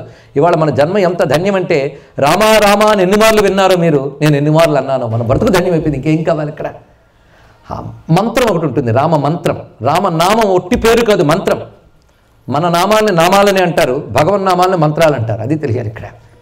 మన పేర్లే, ఆయన పేర్లు మంత్రాలు. మంత్రం అంటే ఏ శబ్దానికి శక్తి ఉంటుందో దానికి మంత్రం అని పేరు. డెఫినిషన్ ఆఫ్ మంత్ర మళ్ళీ చెప్తున్నాను. ఏ శబ్దానికి శక్తి ఉంటుందో దానికి మంత్రం అని పేరు, ఎనర్జీ. అది నీకు అర్థమైనా అర్థం అవ్వకపోయినా దాని శక్తి ఉంటుంది. ఆ శక్తి కలిగినటువంటి అక్షరమునకు మంత్రం అని పేరు. కనుక రామ అనేది మంత్రం, అది కేవలం పేరు కాదు. కనుక ముందు చెప్పిన 5తో పాటు ప్లస్ ఇంకోటి కలుపుకోవాలి. చాలా ప్రధానమైనది ఇది నిజానికి, మంత్రవైభవం, మంత్రశక్తి. కనుక 5తో పాటు కలుపుకోవాల్సింది మంత్రశక్తి. రామ మంత్రశక్తి ఇందులో ఎంత వ్యాపించి ఉంటుందో మనం గమనిస్తే ఆశ్చర్యపోతాం. పైగా రామమంత్రం యొక్క వ్యాఖ్యానం రేపో మాపో మనం విస్తారంగా ఎలాగో చెప్పుకుంటాం. శ్రీరామం ప్రారంభం వచ్చే శ్రీకారంతోనే ప్రారంభించారు. మొదటి శ్లోకం మనం చెప్పుకుంటున్నాం. శ్రీరామం త్రిజగద్గురుం సురవరం సీతామనోనాయకం శ్యామాంగం శశికోటి కాంతివదనం చంచత్కళా కౌస్తుభం సౌమ్యం సత్వగుణోత్తరం సుసరయూతీరే వసంతం ప్రభుం త్రాతారం సకలార్థ సిద్ధి సహితం వందే రఘూణాం పతిం. ఇది ప్రథమ శ్లోకం. క్లుప్తంగానే దీని గురించి చెప్పుకుందాం. శ్రీరామ అనే 3 అక్షరాలతో ప్రారంభించారు. ఆయన ఎవడయ్యా అంటే త్రిజగద్గురు. ఇక్కడ అవతరించినప్పుడు దశరథ పుత్రుడు కావచ్చు, కానీ త్రిజగత్తులకి గురువు ఆయన. అంటే ముజ్జగాలికి గురువు రాముడు. రాముడు గురుస్వరూపం, ఇది తెలుసుకోండి. ఇక్కడ భగవంతుడు కృష్ణం వందే జగద్గురు ఎలాగో రాముడు కూడా గురువే. ఒక అవతారం అంటేనే గురువు. గురువు అంటే మనకు బోధించేవాడు, మనల్ని బాగు చేసేవాడే కదా. రాముడు తన ప్రవర్తన ద్వారా మనకు బోధించి బాగు చేసినాడు. గురువు కాకెవరండి? కనుక రాముడు గురువు. అంతేకాదు గురువుకుండే గురువులను ముగ్గురిని గురువులు అంటారండి. ముగ్గురిని గురువులు అంటారు. తల్లి, తండ్రి, ఆచార్యుడు. అది మాతృదేవోభవ, పితృదేవోభవ, ఆచార్య దేవోభవ. అంటే గురుదేవోభవ అన్నది అక్కడ. వీళ్ళు ముగ్గురు గురువులు. గురువు అనే మాటకు అర్థం ఏంటంటే గౌరవించవలసిన వాళ్ళని గురువు అంటాం. గౌరవ స్థానం గురువు అంటే. అందుకే మాతా, పితృ, ఆచార్య ముగ్గురిని కూడా గురువు అనాలి. ఇప్పుడు రాముడు 3ను. రాముడు త్రిజగద్గురుం అనడంలో ఉద్దేశం అంటే ఆయన ఈ లోకానికి తల్లి, తండ్రి, ఆచార్యుడు 3ను. తల్లి, తండ్రి అంటే కారణమైన వాడు అని అర్థం అక్కడ. అంతేకాదు మనం బాగు చేసేవాడు కనుక ఆచార్యుడు 3 ఆయనే. అందుకే తల్లి స్వామి గురించి చెప్తూ అమ్మ మాత సీతమ్మ, తండ్రి ఈయన. అందుకే త్వమేవ మాతా చ పితా త్వమేవ అంటాం కదండి, అదే జగద్గురు అంటే అర్థం. కనుక రాముడు ముల్లోకాలకి తల్లి, తండ్రి, ఆచార్యుడు, త్రిజగద్గురుం. సురవరం. ఆయన ఏదో మానవుడిగా పుట్టాడు, మానవుడు అనుకున్నారేమో మీరు. సురవరం, దేవతల్లో గొప్పవాడు ఆయన. దేవతలకే దేవుడు, దేవదేవుడు. ఆయన సీతామనోనాయకం, సీతా సమేతుడై భాషిస్తున్నాడు. నీలకాంతులతో ఉన్నాడు, శ్యామాంగం. శరీరం నీలంగా ఉంది కానీ శరీరం నుంచి వచ్చిన కాంతులు తెల్లగా ఉన్నాయటండి. ఏం ఆశ్చర్యకరమైన భావన చూడండి ఇక్కడ. ఇది ఊరికనే పదాలు పెరిచి రాస్తే రాదండి కవిత్వం. తపస్సమాధిలో దర్శించి రాశాడు ఈ మహానుభుడు ఇక్కడ. అందుకే శ్యామాంగం శశికోటి కాంతి వదనం అన్నాడు ఇక్కడ. నీలకాంతులతో మెరిసిపోతున్నాడు. ఆ ముఖం కోటి చంద్రుడితో సమానమైనటువంటి వెలుగు ఉందిట. చందురు వర్ణుని అందచందములు హృదయారవిందముల జూచి బ్రహ్మానందం అనుభవించువారు ఎందరో మహానుభావులు అన్నాడు చాగయ్య.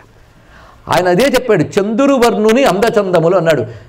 చంద్రుని అంటే అందరం వర్ణము కలవాడు రాముడు అన్నారు. ఇదేమిటండి చాగయ్యకి తెలియదా అంటే మనకు తెలియదు అని అర్థం. చంద్రుడు వర్ణుడు రాముడు అని ఎందుకన్నాడు? చంద్రుడు తెల్లగా ఉంటాడు, మరి రాముడు నీలంగా ఉంటాడు కదా. అంటే శరీరము నీలకాంతి అని నుంచి ప్రసరిస్తున్న తెల్లని కాంతి అన్నాడు. తెల్లదనము సత్వగుణానికి సంకేతం. ఆ సత్వా సంజాయితే జ్ఞానం అని చెప్పినట్లుగా ఆ సత్వగుణమైన ప్రశాంతమైన ఒక వెన్నెల కురిసినప్పుడు ఎంత చల్లగా హాయిగా ఉంటుందో అంత హాయిగా ఉంది రాముడి యొక్క వదనం. ఎందుకంటే సూర్యుడు మంచివాడే కానీ కళ్ళెత్తి చూడలేం. రాముడిని అలా కాదు. అందుకే అనేక చోట్ల వాల్మీకి చంద్రవత్ ప్రియదర్శన అని ఒక మాట అంటాడు. చంద్రుడిలాగా ప్రియదర్శనుడు. చంద్రుడిని ఎవరు చూసినా ఆహా అంటారండి. మరీ అనలేదంటే వాడు బతుకు, వాడు రుచి ఏమిటో మనకు తెలియాలి. కానీ చంద్రుడిని చూస్తే హాయ్ అని ఎవరికైనా అనిపిస్తుంది. అలాగే రామచంద్రుడు కూడా చూసిన వాళ్ళందరికీ ప్రీతి కలిగిస్తాడట. ప్రీతి కలిగిస్తాడు కనుక ప్రియదర్శనుడు, ఇది తెలుసుకోండి. అందుకు అనేక చోట్ల వాల్మీకి ఎందుకు అలా వాడతాడు? చంద్రకాంతాననం రామం అతీవ ప్రియదర్శనం రూపౌదార్య గుణపుంసాం దృష్టి చిత్తాపహారణం అన్నాడు అయోధ్యకాండలో. చంద్రకాంతాననం రామం, అదే చంద్రువర్ణుని అందచందములు హృదయారవిందములు జూచి బ్రహ్మానందం అనుభవించువారు. అందుకే స్వామి శ్యామాంగం శశికోటి కాంతివదనం చంచత్కళా కౌస్తుభం.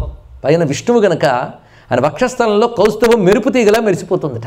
అలా ఉన్నటువంటి రాముడు సౌమ్యమై సత్వగుణము కంటే అతీతముగా ఉన్నట్ట. అంటే లీల చూపించేటువంటి సత్వగుణంతో ఉన్నాడు. తత్వతః త్రిగుణాలకు అతీతుడు. ఎక్కడున్నాడయ్యా అంటే సరయూ తీరంలో ఉన్నట్ట. అంటే మన మనస్సును ఒక్కసారి అయోధ్యలోకి తీసుకువెళ్ళిపోవాలండి. చూసారు, టికెట్ అవసరం లేకుండా అయోధ్యకు వెళ్ళిపోతున్నాం.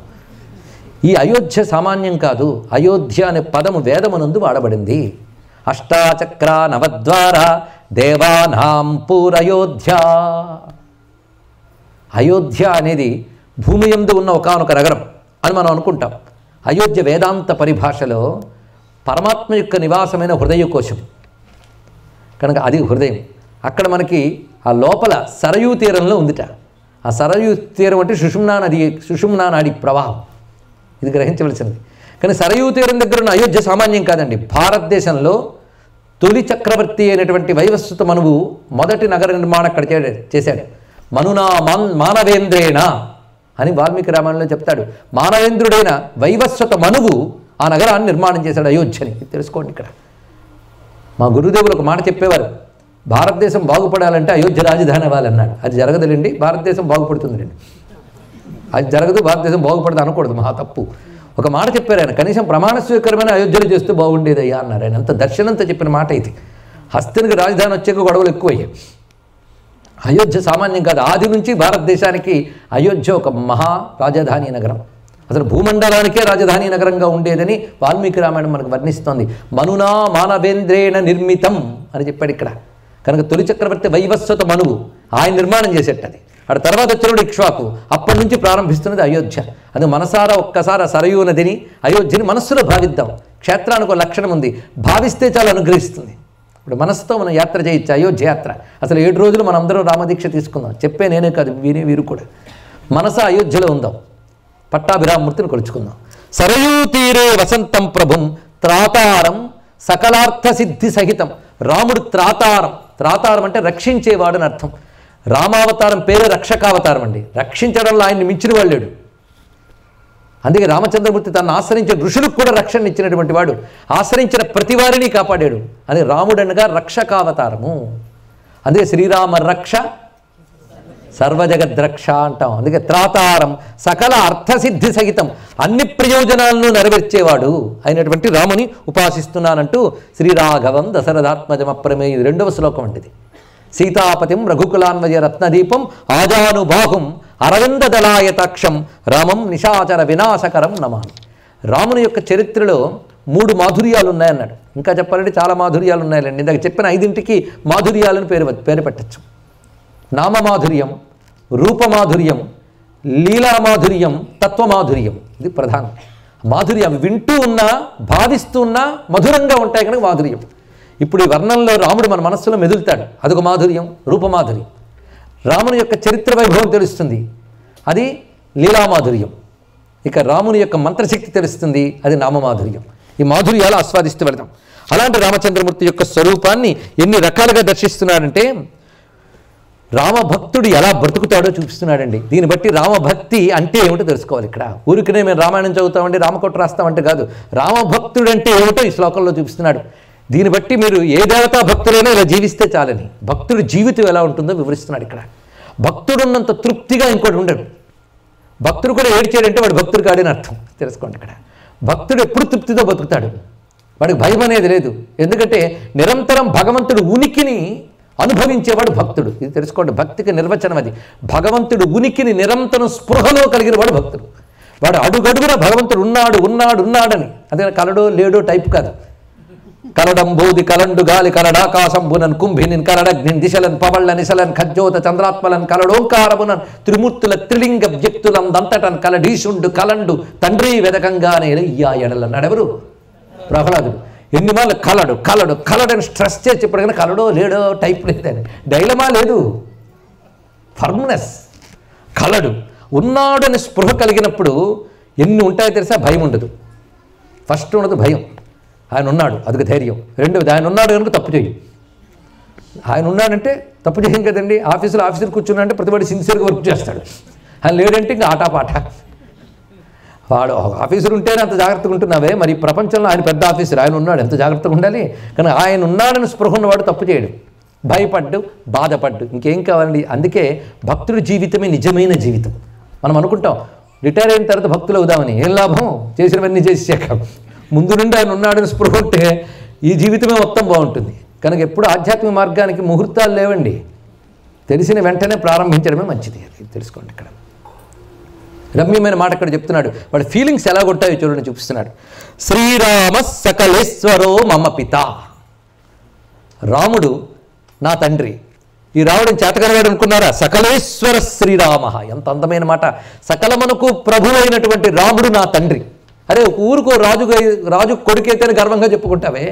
సకల జగదీశ్వరుడైన రాముడు నా తండ్రి.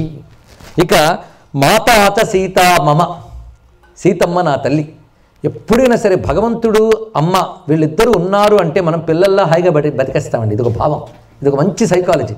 ఎందుకంటే చిన్నప్పుడు పిల్లలు చాలా హాయిగా గడుపుతారు. ఎందుకు? వాళ్ళ వెనకాల ఇద్దరు పెద్దలు ఉన్నారు, అమ్మ నాన్న. అదే రేపు ఎలా తింటాను, రేపు ఎలా చేస్తాను టెన్షన్ పిల్లాడకూడదు, అదంతా వాళ్ళది. అందుకే తల్లిదండ్రులు ఉన్న పిల్లలు ఎంత హాయిగా బతికేస్తారో చూడండి ఇక్కడ. అలాగా భగవంతుడు ఉన్నాడు అనుకున్న భక్తులు అంత హాయిగా బతికేస్తారట. అందుకే అన్నమయ్య అన్నాడు, పుట్టుభోగులము మేము భూమి హరిదాసులము నట్టనడిమి ధరలు నాకు ఇయ్యవలెనా అన్నాడు మహానుభావుడు. ఆయనకి అంత గట్స్ ఎక్కడి నుంచి వచ్చాయండి. ఆ రాజు తన మీద పాట పాడమనగానే అన్నమయ్య నీ మీద పాట ఏమిటయ్యా, నేను నరహరి కీర్తన నా నిన్న జిహ్వా ఒరల నుతింపగ నోపద జిహ్వా అన్నాడు. అనగానే అయితే వీడిని శిక్షిస్తాను, నీకు నేను చాలా డబ్బులు ఇస్తానని. నువ్వు ఇచ్చేది ఏమిట్రా బాబు, ప్రపంచంలో అందరికీ ఐశ్వర్యాలు ఇచ్చే లక్ష్మీదేవి మా అమ్మ, మా అయ్య నారాయణుడు, వాళ్ళ పుత్రుణ్ణి నేను. పుట్టుభోగులము, ఎంత అందమైన వరడండి. పుట్టుభోగులము మేము భువి హరిదాసులము నట్టనడిమి దొరలు నాకు ఇయ్యవలెనా అన్నాడు మహానుభావుడు ఇక్కడ. అందుకే దుర్మార్గ చరాధముల దొరనీవన జాలనురా అన్నాడు త్యాగయ్య. వీళ్ళకి ఇంత ధైర్యం ఎక్కడి నుంచి వచ్చిందండి? వెనకాల ఏం సపోర్ట్ ఉంది? ఫైనాన్షియల్ సపోర్ట్, పవరా? భగవంతుడు. చూసారా భక్తి ఇచ్చే ధైర్యం ఎంత గొప్పదో. రాజును కూడా ఎదిరించి నిలబడగలదు భక్తి, ఆ ధైర్యం ఇస్తుంది. అందుకే అప్పుడు త్యాగరాజ స్వామి వారి దగ్గరికి వచ్చి, అయ్యా పాప నీకేం మిగిల్చుకోలేదు, ఆస్తి పంపకంలో కూడాను మొత్తం ఆస్తి మీ అన్నగారికి ఇచ్చేసి నువ్వు కేవలం రామ పంచాయతీని పెట్టుకున్నావు, ఇదేమైనా ఉన్నదా అంటే, అరే అసలు ఆస్తి నేనే సంపాదించాను మీకు తెలియదు అన్నాడు ఆయన. అందుకని పెట్టి త్యాగరాజు బాగా ఉన్నది. ఒకసారి పెద్ద మహానుభావుడి దగ్గరికి వెళ్ళి చాలామంది సన్మానం చేయబోయారట. నాకెందుకు అయ్యా సన్మానం అన్నాడు యోగి. మీరు అన్ని త్యాగం చేశారు కానీ మీకు సన్మానం అండి అన్నాడు. నేనేం త్యాగం చేశాను, నేను త్యాగం చేయలేదే అన్నాడు. అసలు త్యాగం అంటే ఏమిటని అడిగేట ఆయన ముందు డెఫినేషన్. అంటే గొప్ప గొప్ప సంపదలను కూడా విడిచిపెట్టేసిన వాళ్ళని త్యాగి అంటారండి అన్నాడు. అయితే నేను త్యాగిని కాదయ్యా అన్నాడు ఆయన. ఎందుకంటే నేను అన్నిటికంటే గొప్ప సంపద భగవంతుడిని తెలుసుకుని తుచ్చమైన సంపదలని విడిచిపెట్టి భగవంతుడిని పట్టుకున్నాను. మీరు నిజానికి త్యాగ పురుషులు. గొప్పదైన భగవంతుడనే సంపదను విడిచిపెట్టి తుచ్చమైన ప్రాపంచిక సుఖాలు పెట్టుకున్నారు కనుక మీకు సన్మానం చేయాలని చెప్పాడు ఇక్కడ. అందుకు మనం అనవసరంగా వాళ్ళని చూసి పాపం పాపం అనొద్దు. పాపం అంతా మందే, వాళ్ళదేం కాదు ఇక్కడ. అలా అన్నట్టు త్యాగరాజ వారి దగ్గరికి వెళ్ళి, పాపం నీకు కేవలం బొమ్మే మిగిలిందని. వాడి దృష్టిలో బొమ్మ, ఆయన దృష్టిలో రాముడు. ఇదే మిగిలింది, నీకు ఎవరున్నారయ్యా? పైగా పిల్లకి పెళ్లి చేయాలి, బంధువులు లేరు, బలగాలు లేరు, ఉన్న అన్నగారు సపోర్ట్ కూడా లేకుండా చేసుకున్నావు, నీకు ఎవరున్నారయ్యా అంటే నాకున్నంతమంది మీకు లేరయ్యా అన్నట్టు. సరిగ్గా ఈ శ్లోకానికి ఆ కీర్తనకి సంబంధం ఉందండి. మొట్టమొదటి నాకు ఎవరున్నారో చెప్తున్నాడు. వీళ్ళిద్దరిని నేను పెడితే నాకు ఎంతమంది తయారైపోతారు, ఎక్కువ మందిని వెతకక్కలే, వాళ్ళిద్దరిని దగ్గర పెట్టుకుంటే చాలంటే సీతమ్మ మాయమ్మ, శ్రీరాముడు మా తండ్రి, అంతే. వాళ్ళిద్దరిని నా దగ్గరికి తీసేసుకుంటే ఎంతమంది నా వాళ్ళు అవుతారో చెప్తున్నాను చూడు. వాతాత్మజ సౌమిత్రి వైనతేయ రిపుమర్దన తాత భరతాదులు సోదరులు మాకు ఓ మనస. అప్పుడు సోదరులు ఎవరయ్యా? వాతాత్మజ హనుమంతుడు, సౌమిత్రి లక్ష్మణస్వామి, వాతాత్మజ సౌమిత్రి వైనతేయ గరుత్మంతుడు. ఆయన వాళ్ళందరూ వీడు వాళ్ళు అయిపోయారు. ఇంకేమున్నది ఇక్కడ? పరమేశ వశిష్ఠ పరాశర నారద సుఖ సౌనక లంబోదర గుహ సనకాదులు ధరణిజ భాగవతాగ్రేసరులెవరో వారెల్లరూ వర త్యాగరాజునికి పరమ బాంధవులు మనస సీతమ్మ మాయమ్మ. చూసారా వాళ్ళిద్దరిని దగ్గర పెట్టుకుంటే బలం ఎంత ఉందో. ఇంత బలం ఎవరికైనా ఉందా? మన చుట్టూ బలం అనుకుంటాం కానీ వాళ్ళు ఎంతవరకు పనికొస్తారు పెద్ద ఒకటి. కొందరు తోసేవాళ్ళు, కొందరు తోసిన తర్వాత చూసేవాళ్ళు, అంతే. కానీ నిజమైన బలాలు ఏం లేవండి ఇక్కడ. అసలైన బలం ఎంత ఉంది అని వాళ్ళిద్దరిని ప్రధానం. భ్రాత బ్రహ్మసఖా. తర్వాత మాట చెప్తున్నాడు, శ్రీరామ సకలేశ్వరో మమ పిత మాతాచ సీత మమ భ్రాత బ్రహ్మసఖా ప్రభంజన సుత. ప్రభంజన సుత అంటే వాయుపుత్రుడు హనుమంతుడు. హనుమంతుడు నాకు భ్రాత. భ్రాత అంటే బ్రదర్. సంస్కృతానికి దగ్గరగా ఉంది ఇదే, తమ్ముడనే కంటే. అందుకు భ్రాత బ్రదర్.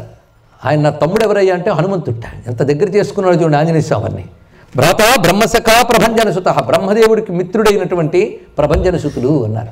అంటే బ్రహ్మదేవుడికి హనుమంతుడు ఎందుకంటే మిత్రుడు అవుతాడు చెప్పగలమా?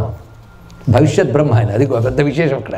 అంతేకాదు బ్రహ్మాంశ సంభూతుడు జాంబవంతుడు, జాంబవంతుడికి మిత్రుడు కనుక బ్రహ్మసఖా ప్రభంజన సుత అన్నాడు. ఇది విషయం ఇక్కడ. పత్ని విరక్తి ప్రియ. అద్భుతమైన మాట చూడండి ఇక్కడ. ఈ కుటుంబస్తుడికి భక్తుడికి భార్య ఒకటి ఉంటుందట. ఆ భార్య ఎవరో తెలుసా? విరక్తి. ఎంత అందమైన మాట చెప్పాడండి ఇక్కడ, అద్భుతమైన మాట. భక్తుడికి వైరాగ్యము భార్య అన్నాడు. భార్య అంటే వదలకుండా ఉండేదాన్ని భార్య అని పేరు, అర్థమైంది కదా. అందుకు భార్య విరక్తి, వైరాగ్యం ఉంటుందట. భక్తుడికి వైరాగ్యం ఉంటుందండి, చాలా విశేషం ఇక్కడ. వైరాగ్యం భారీగా ఉంటేనే భక్తుడు అవుతాడు, ఇది తెలుసుకోండి. వైరాగ్యం లేని భక్తి ఏమిటి? వైరాగ్యం లేకుండా భక్తి జ్ఞానము కబుర్లు చెప్పినా లాభం లేదండి. వైరాగ్యం అంటే విషయ సుఖాల మీద విరక్తి, విష్ణువు మీద రక్తి, ఇది తెలుసుకోండి ఇక్కడ. అయ్యో ఇంత చేసి వైరాగ్యం అండి అని జాలి పడకండి. వైరాగ్యం గొప్ప సంపద. అదే మహానుడు భర్తృహరే చెప్పాడు, భోగే రోగ భయం, కులేచ్యుతి భయం, విత్తే నృపాలాద్ భయం, సర్వం వస్తు భయాన్వితం భువి నృణాం వైరాగ్యమే అభయం అన్నాడు.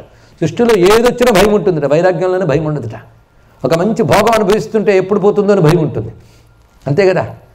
గట్టిగా ఇవాళ మధ్యాహ్నం 4ని కంట్రోల్ చేయలేక అంత భోజనం చేస్తే ఇంక సాయంత్రం నుంచి మరొక భయం. భోగే రోగ భయం, అది భోగంలో వచ్చే భయం రోగ భయం. గట్టిగా ఆవకాయనం తింటే ఇంకా సాయంత్రం నుంచి కడుపు నొప్పి. కానీ ఏ భోగం గట్టిగా అనుభవించినా రోగమే. భోగే రోగ భయం, కులే చ్యుతి భయం. మంచి వంశంలో పుడితే ఎక్కడ స్టేటస్ దెబ్బతింటుందని అదుగు భయం. విత్తే నృపాలాద్ భయం, బాగా కూడబెడితే ఎప్పుడు రైడింగ్లు జరుగుతాయో అదుగు భయం. ఎంత బాగా చెప్పాడండి. సర్వం వస్తు భయాన్వితం భువినుడాం వైరాగ్యమేవ భయం. వైరాగ్యం అది చాలా గొప్పది. అయితే భక్తితో వచ్చే వైరాగ్యం చాలా గొప్పది. వైరాగ్యాలు 3 రకాలుగా ఉంటాయట. ఏదైనా దెబ్బ తగిలితే వచ్చే వైరాగ్యం ఒకటి, అదేం ప్రమాదం అయ్యా, అది మంచిది కాదని చెప్పాడు శంకర భగవత్పాల్ వారు. ఆవిడ 4 తిడితే వైరాగ్యం కలుగుతుంది, వెంటనే కాషాయం కట్టాలనిపిస్తుంది. మళ్ళీ రేపు ఆవిడ కాస్త ప్రేమగా మాట్లాడితే కాషాయం వదిలేయాలనిపిస్తుంది. ఈ వైరాగ్యాలకి ఏముందండి? పిల్లలు మాట వినకపోతే వైరాగ్యం, రావాల్సిన డబ్బు రాకపోతే వైరాగ్యం. ఈ వైరాగ్యాలు నిలవని చెప్పాడు. ఇది పురాణ వైరాగ్యం, శ్మశాన వైరాగ్యం, ఇవన్నీ పిచ్చ వైరాగ్యాలు.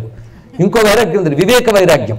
వివేక వైరాగ్యం అంటే నిత్యమేదో అనిత్యమేదో ఫర్మ్గా తెలిసాక అనిత్యం మీద విరక్తి పుడుతుంది, అది వివేక వైరాగ్యం. దీనికే జ్ఞాన వైరాగ్యం అని కూడా పేరు. 3వది భక్తి వైరాగ్యం. ఇది చాలా బాగుంటుంది మిగిలిన వాటికంటే. వివేకం ఉందో లేదో తెలియదు, కానీ భక్తితో ఎలా ఉంటుందంటే భగవంతుడి మీద ప్రేమ పెరిగి భగవంతుడి అనుభూతిలో తాదాత్మ్యం చెందిపోయాక అది మరిగిపోయిన ఇది నచ్చదండి. మా ప్రహ్లాదుని అడగని చెప్తాడు, మందార మకరంద మాధుర్యముని తేలు మధుపంబు గోబునే మదనములకు అని చెప్పలేదు ఇక్కడ. హాయిగా కల్పవృక్ష కుసుమాల తేనెని తాగేటువంటి తుమ్మెదకి ఉమ్మెత్త పువ్వు దగ్గర రమ్మంటే వస్తుందా అని చెప్పాడు ఇక్కడ. అంబుజోదర దివ్య పాదారవింద చింతనామృతపాన విశేషమత్త చిత్తము ఏ రీతి ఇతరంబు చేర నేర్చు వినిత గుణశీల మాటలు వేయునేలా అన్నాడు మహానుభావుడు ఇక్కడ. ఈ భక్తిజనిత వైరాగ్యం ఎలా ఉంటుందనేది మా రామకృష్ణ పరమహంస బాగా చెప్పారండి ఇక్కడ. మనం రాత్రిపూట రకరకాల దీపాలు వెలిగించుకుంటాం, ఎందుకు? చీకటి పోవడానికి. ఉదయం సూర్యభగవానుడు వస్తాడు, వచ్చిన తర్వాత దీపాలన్నీ ఆపేస్తాం. ఆపకపోయినా వాటిని అసలు వాటి ఎగ్జిస్టెన్సే పట్టదు మనకి. ఎందువల్ల? చీకట్లో ప్రతి చిన్న దీపము గొప్పగా కనబడింది. అఖండమైన సూర్యకాంతి వచ్చినప్పుడు ఈ దీపాలు అవి పనికి రాకుండా పోయాయి. అలాగే భగవద్ అనుభూతి దొరికే వరకు ప్రపంచ సుఖాలన్నీ గొప్పగా కనబడతాయి. పరమాత్మ సుఖం లభ్యమయ్యాక ఇవన్నీ అల్పములని తెలుస్తుంది అని చెప్పాడు ఇక్కడ. అందుకే బ్రహ్మసత్యం జగన్మిథ్య. ముందు బ్రహ్మసత్యం అని తెలిస్తే తర్వాత జగన్మిథ్య. అదే రివర్స్ చేసి జగన్మిథ్య అని ఆలోచిస్తుంటే బ్రహ్మసత్యం ఎప్పటికీ తెలియదు, తెలుసుకోండి ఇక్కడ. కానీ బ్రహ్మం సత్యమని తెలిసిన వాడి జగత్తు మిథ్య, అది తెలిసే వరకు జగత్తే సత్యమని భ్రాంతి, తెలుసుకోండి ఇక్కడ. అందుకే బ్రహ్మసత్యం శాంతి, జగత్తు సత్యం అనుకుంటే భ్రాంతి, ఇది తెలుసుకోవాల్సింది ఇక్కడ. ఇది విషయం. అందుకే భక్తుడికి సహజంగా వైరాగ్యం ఉంటుంది కనుక విరక్తి నా పత్ని అన్నాడు మహానుభావుడు. చూడండి ఇక్కడ ఈ అనుబంధం ఇక్కడి తీసుకుంటే ఇది శ్లోకం కాదు, పాఠం. ఎలా ఉండాలో చెప్తున్నాడు. నాకు లక్ష్మీనారాయణులైన సీతారాములే తల్లిదండ్రులు, హనుమంతుడు, ఇంకా మిగిలిన వాళ్ళవన్నీ చెప్పలే. ఆయన ఒక్కడుంటే చాలు కదా, ఆయన నాకు తమ్ముడు. అన్నగారికి తమ్ముడు ఏం చెప్తే చేస్తాడు, అలాగే నాకు ఏం కావాలంటే ఆయన చూస్తాడు, అది చెప్పడం ఇక్కడ. ఆడ తర్వాత చెప్తున్నాడు విరక్తి నా భార్య. ఇక నాకు మిత్రులు ఎవరో చెప్తున్నాడు ఇక్కడ. మిత్రులు విశ్వామిత్ర విభీషణాది వశినో మిత్ర అని. విశ్వామిత్రుడు, విభీషణుడు మొదలైనటువంటి వారు నాకు మిత్రులు అన్నాడు. అంటే రామాయణంలో రాముడికి ఇష్టమైన పాత్రలు ఎవరైతే ఉన్నారో వాళ్ళందరూ నాకు మిత్రులట. ఈ మిత్రులు అన్నప్పుడు విశ్వామిత్రుడిని, విభీషణుడిని పేర్కొన్నాడు. మిగిలిన వాళ్ళు కూడా కలుపుకోవచ్చు. ఆది అన్నాడు కనుక ఎక్సెట్రా ఎక్సెట్రా అయిపోయింది. కానీ వశినహ అని మాట వేశారండి ఇక్కడ. వశిన, వశినులు అంటే అర్థం ఏంటో తెలుసా? ఇంద్రియ నిగ్రహము కలవారు అని అక్కడ అర్థం. అంటే రాముడి దగ్గర కావాలంటే ఉండవలసిన ఇంద్రియ నిగ్రహం. ఇంద్రియాలను కంట్రోల్ చేసుకోలేకపోతే ఏమీ సాధించలేము, తెలుసుకోండి. ఎన్ని కబుర్లు చెప్పండి, ఎన్ని భజనలు చేయండి, ఎన్ని వేదాంతాల వల్ల వేసినా ఇంద్రియ నిగ్రహం లేనప్పుడు మాత్రం లాభం లేదు. విశ్వనాథ వారు ఒక తోడు చెప్తారు, రామాయణం రాశాను కదా మోక్షం ఇవ్వయ్యా నీ దగ్గర అనేటంత ధైర్యం నాకు లేదయ్యా అన్నాడు ఇక్కడ. ఎందుకంటే ఈ రామాయణాలు ఈ కవిత్వాలు అందరూ చెప్తారు, కానీ నన్ను పొందాలంటే చచ్చినట్టు ఇంద్రియ జయము ప్రాపింపజేసుకోవలయు. ఇది ఆయన భాష అండి. విశ్వనాథ్ వారి భాష తెలుగుతనం ఎక్కువ ఉంటుంది, అందుకే తెలుగు వాడికి అర్థం కాదు. అది ఏం చెప్తున్నారు చూడండి ఇక్కడ, చచ్చినట్టు ఇంద్రియ జయము ప్రాపింపజేసుకోవాలి. చచ్చినట్టు అనేది ఒక తెలుగు పలుకుబడి. చచ్చినట్టు అంటే తప్ప మరొక మార్గం లేదని చెప్పడానికి. చచ్చినట్టు ఇంద్రియ జయము ప్రాపింపజేసుకోవలయు. ఇంద్రియ నిగ్రహం లేనివాడికి ఏమీ లేదు. అందుకే నాకు విశ్వామిత్రి విభీషణాదుల వల్ల ఇంద్రియ నిగ్రహం అంటే ఏంటో నేర్చుకున్నాను నేను అన్నాడు. ఇది తెలుసుకోవాల్సిందే. ఎందుకంటే శత్రువులైన అన్నలిద్దరు ఉంటూ ప్రతికూలత మొత్తం ఉన్నా తాను ప్రతికూలతకు లోను కాకుండా ఉన్నాడు విభీషణుడు. అది గొప్పతనం. ధర్మ వాసన కూడా లేని లంకలో ధర్మబద్ధంగా జీవిస్తూ నాకేం పోయిందిలే అనుకోకుండా అన్నా నువ్వు చేస్తున్న తప్పని చివరి వరకు చెప్పాడు మహానుభావుడు. ఎంత నిగ్రహం ఉండాలండి అది. అలాగే విశ్వామిత్రుడు వారు తపస్సు చేసి మొదట మేనక దగ్గర ఓడిపోయి తర్వాత రంభ దగ్గర ఓడిపోయి వాటిని జయించి జయించి జయించి బ్రహ్మర్షి అయ్యి వశిష్ఠులతో సమానమైన స్థితికి వచ్చి రాముడిని చూడగలిగాడు, రాముడిని పట్టుకెళ్ళగలిగాడు. అందుకే వాళ్ళిద్దరిని పేర్కొనడంలో విశేషం ఇది. దీన్ని బట్టి చెప్పడంలో భక్తుడికి భగవంతుడే తల్లి తండ్రి, భక్తుడికి విరక్తే భార్య, భక్తుడికి ఇంద్రియ నిగ్రహమే మిత్రము. ఇది చెప్పుకోవాల్సింది ఇక్కడ. ఇంద్రియ నిగ్రహం గుణం మనకు ఫ్రెండ్గా ఉండాలి ఎప్పుడు కూడా. అది చెప్పడం ఇందులో మరొక ఉద్దేశం. వశినో బోధస్సుత. మరి వైరాగ్యం భార్య అయింది కదా, మరి సంతానం కూడా ఉందిట. అద్భుతమైన మాట చెప్పారండి. వైరాగ్యం భార్య అయితే, ఇంద్రియ నిగ్రహం స్నేహితుడైతే, సీతారాములు తల్లిదండ్రులైతే పుట్టే కొడుకు ఎవడవుతాడు? బోధస్సుత. అద్భుతమైన మాట. బోధ అంటే బ్రహ్మజ్ఞానం, ఆత్మజ్ఞానం. జ్ఞానమే కొడుకు అన్నాడు ఇక్కడ. అంటే వైరాగ్యంతో భగవద్భక్తి కలిగి ఉంటే పుట్టేది. పుట్టే అంటే ఫ్రూట్. ఏమిటది? జ్ఞానం. జ్ఞానం కొడుకుగా లభించాడు. పైగా నేను అనుభవించే ఆనందం. ఎప్పుడైనా ఫ్యామిలీలో ఇంత ఫ్యామిలీ తెచ్చుకున్నామంటే ఎందుకు తెచ్చుకున్నాం అనుకుంటున్నారు? ఆనందం కోసమేగా. అలా నేను అనుభవించే ఆనందం పేరేమిటో చెప్తున్నాడు ఇక్కడ. ఈ ఫ్యామిలీ ఇప్పుడు అర్థమైంది కదా. కొడుకు జ్ఞానం, విరక్తి భార్య, తల్లిదండ్రులు సీతారాములు. అందుకని భార్య రాగానే తల్లిదండ్రులు ఇంటించి పంపించేసే టైప్ కాదండి ఇక్కడ. వైరాగ్యం అనే భార్యతో ఉంటూ, సీతారాములు అనే తల్లిదండ్రుల అండర్లో ఉంటూ, ఇంద్రియ నిగ్రహాన్ని ఫ్రెండ్గా తీసుకుని ఉంటే కలిగే సంతాన జ్ఞానం. ఇలాంటి జ్ఞానంతో అలాంటి భార్యతో కలిసి అలాంటి తల్లిదండ్రుల దగ్గర ఉన్నప్పుడు నేను పొందే సుఖం పేరు ఏమిటంటే భక్తి శ్రీహరి సంగత రతి సుఖం. నిరంతరం శ్రీహరినే స్మరించేటటువంటి భక్తి అనేది నాకు లభించే సుఖం. ఈ సుఖం లభిస్తున్నప్పుడు నా ఇల్లే నాకు వైకుంఠం అన్నాడు. వైకుంఠం అస్మత్ పదం. అందుకని వైకుంఠం అంటే చచ్చేకు దొరికేది కాదు, ఇలా బ్రతికితే ఇక్కడే దొరుకుతుంది వైకుంఠం అన్నాడు. ఇంకేం కావాలండి? అందుకే వైకుంఠం ఇక్కడే ఉన్నది. గ్రహించవలసిన గొప్ప మాట ఇది. తలచిన చోటనే వైకుంఠము అంటాడు అన్నమయ్య ఒక చోట. ఎక్కడ తలస్తే అదే వైకుంఠం. అంటే భగవంతుడిని ఎక్కడ అనుభవిస్తే అది వైకుంఠం. వైకుంఠం అంటే విష్ణు అనుభూతే వైకుంఠం. ఇలా జీవిస్తే ఈ అనుభూతి చాలు, ఇదే వైకుంఠం అన్నాడు. ఎంత అద్భుతంగా! ఇది కేవలం ఒక కర్ణామృతంలో శ్లోకం మాత్రమే కాదు, ఇది ఒక జీవిత విధానాన్ని మనకు చెప్తుంది. ఇలా జీవించితే ఈ జీవితమే మోక్షం. వాడికి మోక్షం ఇంకొక చోట ఎక్కడ లేదండి. ఒక్క హిందూ ధర్మంలో మాత్రమే నువ్వు బ్రతికుండగానే పొందవచ్చని అభయం కనబడుతుంది. మిగిలిన అన్ని చోట్ల నువ్వు చస్తే పాపం చేస్తే నరకానికి పోతావు, పుణ్యం చేసి స్వర్గానికి పోతావు. ఈ రెండు తప్ప మరి ఇంకేవి ఇతర మతాల్లో కనబడదు. హిందూ ధర్మం ఈ రెండూ చెప్తూ ఈ రెండూ కూడా పెర్మనెంట్ కాదయ్యా, దీనికంటే పైన మరొకటి ఉందని చెప్పింది హిందూ ధర్మం. దాని పేరు మోక్షం. అది చచ్చేది దొరికేది కాదు, ఇక్కడే దొరకాలి. ఇక్కడ దొరకకపోతే చచ్చినా దొరకదని చెప్పాడు మహానుభావుడు. చచ్చినా దొరకదని కూడా మంచి తెలుగు పలుకుబడి. ఇక్కడ దొరకపోతే చచ్చినా దొరకదని చెప్పాడు ఎవరు? త్యాగరాజస్వామి వారు. మోక్షము కలదా భువిలో జీవన్ముక్తులు కాని వారలకు. ఎంత గొప్పగా చెప్పారండి. జీవించి ఉండగానే ముక్తిని పొందు. ముక్తి అంటే ఏమిటో కాదు, భగవద్ అనుభూతి, పరమాత్మ యొక్క అనుభూతి. అనుభూతి కలగాలంటే ఇలా బ్రతుకు. అలాంటి అనుభూతితో బ్రతుకుతూ ఉంటే చచ్చిపోవాలని కూడా అనుకో. ఇది తెలుసుకోండి ఇక్కడ. ఇలా బ్రతికితే బ్రతికినా చచ్చినా ఏం పర్వాలేదు వాడు. ఎందుకంటే వాడు భగవంతుడితోనే కలిసి ఉన్నాడు అక్కడ. అది తెలుసుకోవాల్సినది. వాడి స్థితి ఎలా ఉంటుందంటే వేదాంత శాస్త్రం గొప్పగా వర్ణించిందండి. ఒక కడవని నీటిలో ముంచిపెట్టారట. కడవ తెలుసు కదా, మట్టి కడవని నీటిలో ముంచిపెట్టారట. ఇప్పుడు కడవలో ఏముంది? నీరు. చుట్టూ ఏముంది? నీరు. ఇప్పుడు ఆ కడవ పగిలిపోతే నీరే. అలా ఉంటాటండి జీవన్ముక్తుడు భక్తుడు. వాడు కడవలో నీటిలో ముంచిన కడవలా ఉంటాట. అంటే సర్వం బ్రహ్మమయం. ఈ శరీరం ఉన్నంతకాలం ఇక్కడ ఉన్నాడు. వాడు లోపల బయట కూడా బ్రహ్మమే. ఈ శరీరం పోయినా బ్రహ్మంగానే ఉండిపోతాడు. అది తెలుసుకోవాల్సింది. ఆ స్థితి ఇక్కడ వర్ణించాడు ఇక్కడ. అంత రమ్యమైనటువంటి భావం ఈ శ్లోకంలో ఉంది. ఏ శ్లోకానికి ఆ శ్లోకం ఇది ఒక్కటి చాలు అనిపించే శ్లోకం. అలాంటివి మనం ఎంచుకుని ఇక్కడ చెప్తున్నాం. రామ సీతా సమేతో నివసతు హృదయే సానుజం రామమీలే. మీకు ఎప్పుడైనా విభక్తుల గురించి విన్నారా? విన్నట్టుందా? పర్వాలేదు, ఇంత దూరం వచ్చాక నట్టున్నా పర్వాలేదు, బిగించుకుందాం సరిపోతుంది. ఇక్కడ విభక్తులు తెలుసు కదండి, డూమువులు. అబ్బా, నిన్నులను కుర్చీ గురించి నేను కేవలం ఒక ఉత్సాహం కోసం చెప్తున్నాను కానీ మీకు తెలియదని కాదు. చాలా పెద్దలు తెలిసిన వారు ఉన్నారని స్పృహతోనే చెప్తున్నాను, లేకపోతే ఈ సబ్జెక్ట్ ఎంచుకుంటామా. విభక్తులు, ఈ విభక్తుల్లో ఒక మజా ఉంది. ఇది కేవలం గ్రామర్ మాత్రమే కాదండి, శాస్త్రం జ్ఞానానికి వేదాంతానికి కూడా పనికొస్తుంది. ఇది ఎలాగా విభక్తులు అలా పెట్టారు. అక్కడ సంస్కృతం నుంచి వచ్చింది విభక్తి విజ్ఞానం. మనకు అక్కడి నుంచే రామశబ్దంతో మొదలు పెడతాం. అదేంటో సంస్కృత భాషలో మొట్టమొదటి రామశబ్దమే. చాలా బాగుంది. అయితే విభక్తుల విశేషం ఏంటంటే మీరు ఎవరితో మాట్లాడండి, ఈ విభక్తులు లేకుండా మీరు మాట్లాడలేరు. అంతే కదా. వాడు, వాడి గురించి, వాడితో, వాడి కోసం, వాడి వల్ల, వాడి యొక్క, వాళ్ళలోనే, వాడి అందే, అప్పటికి 7 అయిపోయాయి. వాడిని పిలుస్తారు, సంబోధన 8. ఇది తప్ప మీరు మాట్లాడే మాటల్లో మరి డివిజన్ లేదు. ఎంత మీరు 1,00,000 మాట్లాడండి, 8 ఉంటాయి దాంట్లో. కానీ 8 బాగా పట్టుకుంటే మీ మాటలన్నీ అదే. అంటే 8 రాముడైపోతే మన మాటలన్నీ రాముడే. మన మాటలంటే మన బతుకు, మన బతుకంతా రాముడే. కనుక నాకు అన్ని విభక్తులు రాముడే. విభక్తి అంటే డివిజన్. అన్ని డివిజన్స్ రాముడైతే డివిజన్ ఏముంది, టోటల్ అయిపోయింది. ఇప్పుడు తెలిసింది కనుక అన్ని విభక్తులు రాముడైతే విభక్తి భక్తి అయితే సంపూర్ణమైపోయింది. ఇక్కడ తెలుసుకోవాల్సింది విభక్తులన్నీ రాముడే. విభక్తులనే రాముడే అని చెప్పడం మనకు ఒక సంప్రదాయం. ఇది సంస్కృతంలో ఉదాహరణ వాంగ్మయం అంటారండి ఈ ప్రక్రియని. ఇది అనేక కవులు అనేక రకాలుగా వాడిన ఉదాహరణ వాంగ్మయం.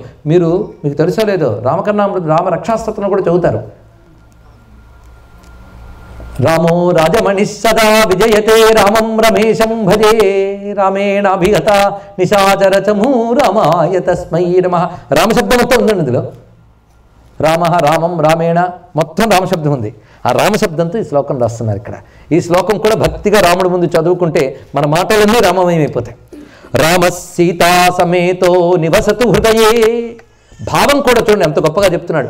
రామ సీతా సమేత నివసతు హృదయే. ఇది ప్రథమాభక్తి. ప్రథమాభక్తి అంటే రాముడు. ఒట్టి రాముడు మాకొద్దండి. సీతా సమేత రామ, సీతమ్మతో ఉన్న రాముడు నివసతు హృదయే, నా హృదయములు ఉండుగాక. ఇదే విభక్తి, ప్రథమాభక్తి. సానుజం రామమీడే, తమ్ముడితో ఉన్న రాముని స్తుతిస్తున్నాను. రాముని నిన్నులను కుర్చీ గురించి, ద్వితీయాభక్తి. రామేణ క్షీణ పాప, రాముడి చేత నా పాపములన్నీ క్షీణించిపోయే అన్నాడు. ఇక్కడ ఆర్డర్ చూడండి ఎంత గొప్పగా చెప్తున్నాడు. రాముడి చేత నా పాపాలన్నీ క్షీణించిపోయే, ఇంకేముంది, నేను శుద్ధుణ్ణి. ఇది తృతీయాభక్తి.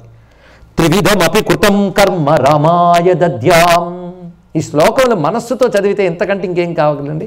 త్రివిధమపి కృతం కర్మ రామాయ దద్యాం. నేను చేసిన 3 రకాల కర్మలు రామునికై అర్పిస్తున్నాను అన్నాడు ఇక్కడ. అర్పణం, ఇదే జీవనం. కొరకునికై ఏంటిది, చతుర్థీ భక్తి. అంతా మనం తెలుగుబడి చెప్తున్నట్టుంది కదా. అయితే భావం చూడండి. త్రివిధమపి కృతం కర్మ, నేను చేసిన 3 రకాల కర్మలు అన్నాడు. 3 రకాల కర్మలు అంటే మనం ఎన్నో చేసామనుకుంటాం కానీ చేసేది 3 తెలుసా. మనకున్న ఎక్విప్మెంట్స్ 3 టూల్స్, మనసు, మాట, శరీరం, అంతే కదా. వీటిని త్రికరణములు. కరణం అంటే ఎక్విప్మెంట్. త్రికరణములు అంటాం. ఈ 3 మనం చేస్తున్నాం. మనసు, మాట, శరీరం. ఈ 3 మంచైనా చెడైనా, పాపమైనా పుణ్యమైనా, పాపాత్ముడికైనా పుణ్యాత్ముడికైనా ఇవే ఎక్విప్మెంట్ అండి. వాడొకలా వీడొకలా వాడుకుంటున్నాడు అంతే. నేను ఈ 3 చేసిన కర్మలన్నీ రామునికి అర్పణ చేస్తున్నాను అన్నాడు ఇక్కడ. కర్మ అంటే ధర్మమే. ఇందాక చెప్పుకున్నాం కదా, శాస్త్రము చెప్పినట్లుగా ధర్మబద్ధంగా నేను చేసే ప్రతి కర్మ రామునికి అర్పిస్తున్నాను. ఈ భావం తెలిస్తే ఇంకేం కావాలండి. ఊరికనే చదవడం కాదు, ఇది మన జీవితం కావాలి. కర్మని భగవంతుడికి ఇవ్వడం చాలా ముఖ్యమైన అంశం. ఒక ఆవిడికి పాపం చివరికి కృష్ణార్పణ అనువమ్మ అంటే చాలా కోపం వచ్చింది. ఇంత చేసి కృష్ణార్పణం చేసేయాలండి అంది ఆవిడ. ఎంత బాధో పాపం. ఈవిడి దగ్గర ఉంచుకుంటే అసలు ఏం ఫలితం రాదు. ఎందుకంటే మన కర్మ చేసామంటే దాని బోల్డ్ లోపాలు ఉంటాయి. అవునా లేదా. ఏ కర్మ చేసినా మనకంటూ ఉన్న కొంత అజ్ఞానం, దానికి తోడు అహంకారం, ఇన్ని కలిసి కర్మకు లోపాలు వస్తాయి.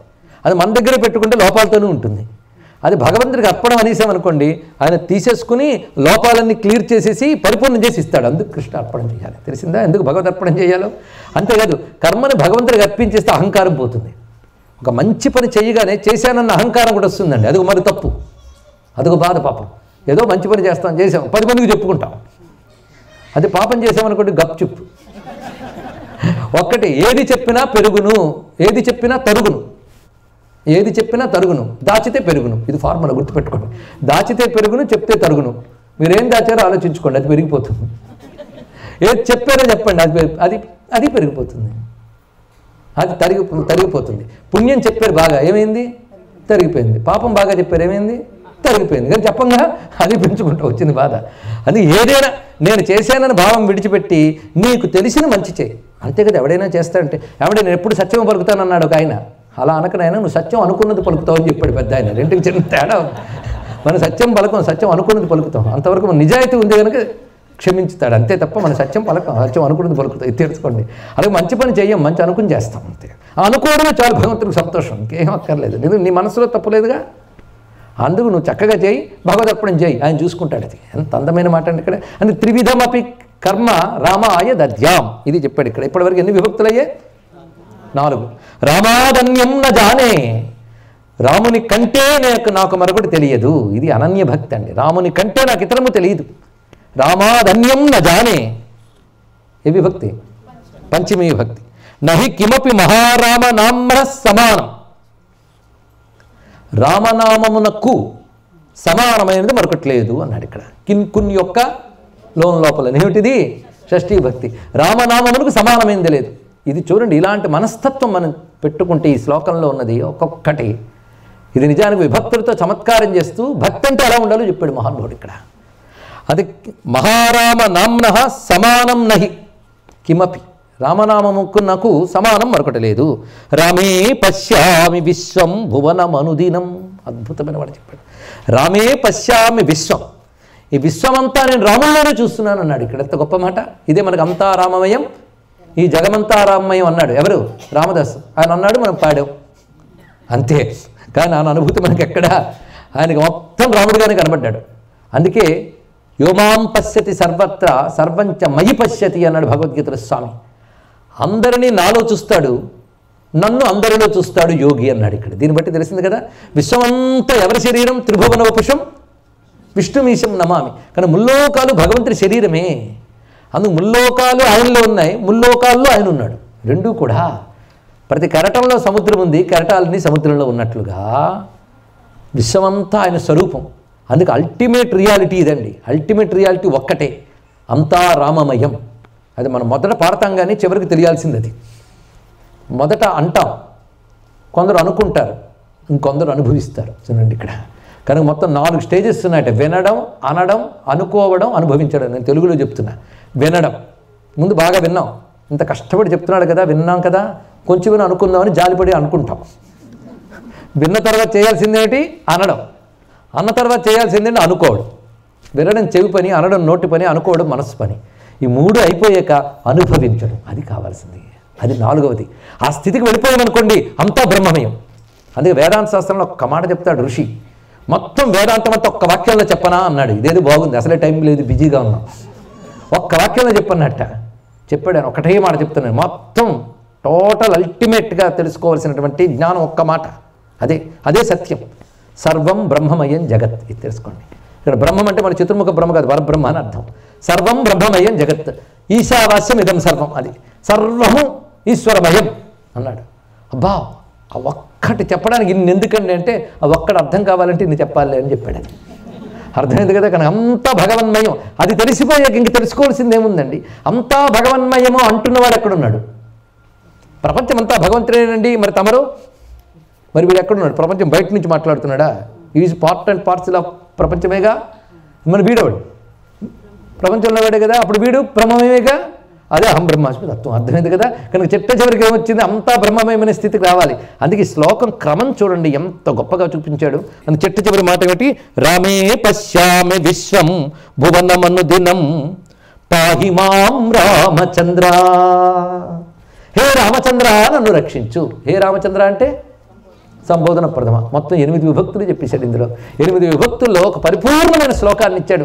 ఇప్పుడు మనం విన్న ఒక 2-3 శ్లోకాలు కూడా పరిపూర్ణం అనిపించాయి కదా. ఇలా దేనికదే పరిపూర్ణం అన్నట్లు 448 శ్లోకాలు రచించారు భగవత్పాదుల వారు. రామ సీతా సమేతో, ఈ శ్లోకం మరొక్కసారి రిపీట్ చేస్తున్నాను, శ్రద్ధగా విందాం. రామ సీతా సమేతో నివసతు హృదయే సానుజం రామమీడే రామేణ క్షీణపాపః త్రివిధమపి కృతం కర్మ రామాయ దద్యాం రామాదన్యం న జానే నహి కిమపి మహారామ నామ్న సమానం రామే పశ్యామి విశ్వం భువనమనుదినం పాహిమాం రామచంద్ర. ఇది నమస్కరించుకుంటూ ఇప్పుడు మనం ఈ పూటకు ఒక ఆఖరి శ్లోకాన్ని చెప్తూ ఉన్నాం. ఇక్కడ రామమూర్తి ఇవాళ వస్తున్న ఒక మూర్తి. ఇంతవరకు ఒక ప్రత్యేకమైన మూర్తి మనం చెప్పుకోలేదు. ఈ మూర్తిని మనం చెప్పుకుంటున్నాం. ఇది సాధారణంగా మనకి రామ పట్టాభిషేకం ఫోటోలు చాలామంది దగ్గర ఉంటాయి కదండి. మన వైపు ఒక్క ప్రసిద్ధి చెందిన ఫోటో అందరికి ఉంటుంది, కానీ జాగ్రత్తగా పరిశీలించే వాళ్ళు అందరూ ఇవాళ ఈ శ్లోకం వినింటికి వెళ్ళి చూడండి ఎలా ఉన్నాడు రాముడు. పట్టాభిరామమూర్తి ఇది ముందు చూపించారు. ఎందుకంటే ఒక్కొక్క రాముడికి ఒక్కొక్క కందం ఉంది. ఇప్పుడు ఈ స్వామి వస్తాడండి, పక్కన లక్ష్మణుడు, సీతమ్మ, హనుమంతుడు, ఇదొక మూర్తి ఉంది. పైగా రాముడు కూర్చుని ఉంటాడు, పైన శంఖచక్రాలు పట్టుకుంటాడు, ధనుస్సు బాణం పట్టుకుంటాడు, ఒళ్ళో సీతమ్మ ఉంటుంది, అదొక మూర్తి. ఇదే భద్రాద్రిలో కనబడుతుంది. అలాగే రథం మీద కూర్చొని రావణాసురుని సంహరిస్తున్న రాముడు, ఆయన్ని ధ్యానిస్తూ ఒకటి. ఒక్కొక్క రూపాలు అలా చూపిస్తాడు ఇక్కడ. ఒక్కొక్కడు ఒక్కొక్క తత్వం. అందులో గొప్ప పరిపూర్ణమైన తత్వం పట్టాభిరామం. ఇది తారక బ్రహ్మ యొక్క స్వరూపం. అదేమిటో తర్వాత ఎలాగో మంత్ర వ్యాఖ్యానం వస్తుంది మనకి, అప్పుడు చెప్పుకున్నాం. ఈ స్వరూపం ఎలా ఉందో చూడండి. రామం వీరాసనస్థం హృదయగత కరోదంచిత జ్ఞానముద్రం జానున్యాసక్తహస్తం క్షితివరతనయాభూషితం వామభాగే షట్కోణే వ్యాహరంతం పవనసుతయుతం మానసే మానయంతం సుగ్రీవే సేవవానే ధృతశరధనుషా దక్షిణే లక్ష్మణేనా. ఈ స్వరూపం ఎంత బాగా కనబడుతుందో పరిశీలించండి. రామం వీరాసనస్థం, ఒక అద్భుతమైన సింహాసనం. వింటున్నారా, ధ్యానిస్తున్నారా? ధ్యానించండి మనస్సులో. రామం వీరాసనస్థం, వీరాసనం మీద కూర్చున్నట్ట. వీరాసనాలు యోగశాస్త్రంలో 2-3 చెప్పానండి. ఇప్పుడు ఈ మూర్తిని ఎలా ధ్యానించవచ్చంటే, కుడి పాదము క్రిందకి వేలాడుతున్నది, ఎడమ పాదం ఎత్తి కుడి తొడ మీద పెట్టుకున్నాడు. ఈ సరిగ్గా మీరు చూస్తే దక్షిణామూర్తి కూడా ఇలాగ కూర్చుంటాడు. ఈ స్వరూపానికి ఆ స్వరూపానికి లింక్ ఉన్నది. తర్వాత హృదయగత కరోదంచిత జ్ఞానముద్రం. జ్ఞానముద్ర అంటే ఇది చిన్ముద్ర. ఈ చిన్ముద్ర హృదయం దగ్గర పెట్టుకున్నట్ట. పెట్టి ఎడమ చేతులు ఎలా పెట్టాడంటే జానున్యాసక్త హస్తం, తన యొక్క మోకాలు పైన ఎడమ చేతను అలా పెట్టాడు. అక్కడ ధనుబాణాలు లేవండి, ఇలాగ ఉన్నాయి అక్కడ. ఇలా ఉన్నటువంటి స్వామి క్షితివర తనయా భూషితం వామభాగే, భూపుత్రిగైన సీతమ్మ ఎడం వైపు కూర్చుంది ఇక్కడ సింహాసనం మీద. షట్కోణే వ్యాహరంతం, ఆ షట్కోణంలో కూర్చున్నాడు హనుమంతుడు. ఆ కూర్చుని రామనామస్మరణ చేస్తూ కూర్చుని ఉన్నాడు. పవనసుతయుతం మానసే మానయంతం, ఆయన మనస్సులో మననం చేస్తున్నాడు, నోటితో రాముడిని కీర్తిస్తూ కూర్చుని ఉన్నాడు. ఎవరు? హనుమంతుడు పాదముల దగ్గర. సుగ్రీవే సేవ్యమానే ధృతశర ధనుషా దక్షిణే లక్ష్మణేన, ఒకవైపు లక్ష్మణస్వామి, ఒకవైపు సుగ్రీవుడు, ఇలా మొత్తం పరివారం. ఈ పరివార మధ్యంలో ఉన్న రామమూర్తిని ధ్యానిస్తున్నాను అన్నాడు. ఇవి కేవలం వర్ణనలు కావు, మంత్రశాస్త్ర సంకేతాలని మొదటి చెప్పిన మాటను చివరికి కూడా నొక్కి చెప్తున్నాం. మంత్రశాస్త్రంలో ఈ మూర్తిని ఒకసారి ధ్యానిస్తే చాలా ప్రయోజనం ఉంటుందండి. ఎందుకంటే ధ్యాన ప్రక్రియలకి జపాలకి ఉన్న అనుబంధం ఒకటి ఉన్నది. జపం చేసేటప్పుడు శబ్దశక్తి, ధ్యానం చేసేటప్పుడు రూపశక్తి. రూపధ్యానం అనేది ఒక శాస్త్రం. ఒక రూపాన్ని ధ్యానిస్తే ఒక ప్రయోజనం ఉంటుంది. అది అలవోకగా లైటర్గా ధ్యానించిన వెంటనే ఫలితం ఉంటుందండి. ఇక్కడ అలాంటి మూర్తిని ఇక్కడ చూపిస్తున్నాడు. ఇవాళ ఇది మనస్సులో పెట్టుకుని మనం రేపు వచ్చే లోపలికి ఎన్ని మూర్తులు వస్తారో రేపు చూద్దాం. ఈ మూర్తి హృదయం దగ్గర చిన్ముద్ర పెట్టుకున్నాడు, అంతేగాని ధనుర్బాణాలు పట్టిలేడు చూడండి. అయితే అలంకారంగా భుజానికి కొందరు ధనుర్బాణాలు పెడతారేమో కానీ పట్టుకున్నది మాత్రం ఇంతే చిన్ముద్ర. అది ఎక్కడ పెట్టాడు? హృదయం దగ్గర. ఇది పరిశీలించండి. ఈ చిన్ముద్రని జ్ఞానముద్ర అంటారు. గురుస్వరూపాలు ఇవి పట్టుకుంటే శృంగేరులో శారదాంబ చిన్ముద్ర ఉంటుంది, దక్షిణామూర్తి చిన్ముద్ర, హరిగ్రవస్వామి చిన్ముద్ర. చిన్ముద్ర పట్టారు అంటే అర్థం వాళ్ళు గురుస్వరూపము, జ్ఞానమూర్తులు అర్థం. రామచంద్రమూర్తి వేదాంతమూర్తి, మోక్షప్రదాత. అందుకే ఆయన మంత్రం తారక మంత్రం. తారక మంత్రం అంటే మోక్షమునిచ్చేది. మోక్షము జ్ఞానం లేనిది లేదుగా, జ్ఞానాదేహ కైవల్యం. ఆ జ్ఞానస్వరూపుడు రాముడు. ఆ కారణం చేతనే జ్ఞానాన్ని చెప్తున్నట్ట. ఏమని చూడండి, ఇందులో ఉంది మొత్తం మర్మం. అరచేతుల వైకుంఠం అంటే ఇందులో ఉందండి మొత్తం. ఇది ప్రపంచం, ఇది జీవుడు, ఇది ఈశ్వరుడు. మనం గతసారి ఇప్పుడు శివతత్వం చెప్పినప్పుడు నాకు గుర్తు చెప్పాం కదా. ప్రపంచము, జీవుడు, ఈశ్వరుడు. ప్రపంచం 3: సృష్టి, స్థితి, లయ, స్థూల, సూక్ష్మ కారణం. ఇవన్నిటి నుంచి కట్టుకున్న జీవుడికి వీడు బేస్ అయిన ఈశ్వరుడు తెలియట్లేదు. గురువులు చెప్పారు కొంచెం భగవంతుడి వైపు తిరగవయ్యా అని. ఎప్పుడు ఇలా అంటుకున్నవాడు ఇప్పుడు తిరిగాడు. తిరిగి క్రమంగా వెళ్ళి ఈశ్వరుడితో కలిసినప్పుడు ఏమయ్యాడు? జీవుడు ఈశ్వరుడు కలిసి పరిపూర్ణమైపోయారు. ఇక్కడ ఇది ప్రపంచం నుంచి పరమాత్మతో కలిసిపోయిన జీవుడు జీవబ్రహ్మైక్యం. అది చిన్ముద్రలో ఉంది, చూసారా? అంటే హిందువు ఒక ముద్ర పట్టినా అందులో అద్భుతమైన శాస్త్రం ఉంటుందని అర్థం చేసుకోవాలి. ఇది హిందూ ధర్మంలోని విశేషం. ఇక్కడ ఒక ముద్రలోనే బ్రహ్మజ్ఞానం చూపించారు ఇక్కడ. అందుకే ఆ ముద్రను చూస్తే స్వాత్మానం ప్రకటీకరోతి భజతాం యో ముద్రయా భద్రయా తస్మై శ్రీ గురుమూర్తయే నమయుదం శ్రీ దక్షిణామూర్తి అన్నారు. అది చిన్ముద్ర. దీనికి జ్ఞానముద్ర అని, బోధముద్ర అని, వ్యాఖ్యాముద్ర అని ఇన్ని పేర్లు ఉన్నాయండి. జ్ఞానముద్ర అమ్మవారి రూపంట, అందుకే జ్ఞానముద్ర. మనం లలితా శాస్త్రంలో చదువుకుంటున్నాం జ్ఞానముద్ర. ఈ జ్ఞానముద్ర ఎక్కడ పెట్టాడు? మళ్ళీ ఇక్కడ అక్కడ కాదు, హృదయం దగ్గర పెట్టాడు అక్కడ. అంటే ఆ జీవుడు ఈశ్వరుని హృదయంలో తెలుసుకుని వాడికి ఐక్యం కావాలని చెప్పడానికి హృదయం దగ్గర పెట్టి ఆ జానువుని అంటే మోకాళ్ళ మీద చేతిని అలా పెట్టి రాముడికి కూర్చున్నట్ట. ఈ కూర్చున్న పట్టాభిషేక మూర్తిని ఏమంటారంటే తారక బ్రహ్మమూర్తి అంటారు. తెలుసుకోవాల్సింది ఇక్కడ తారక బ్రహ్మమూర్తి. ఇది తారక బ్రహ్మం.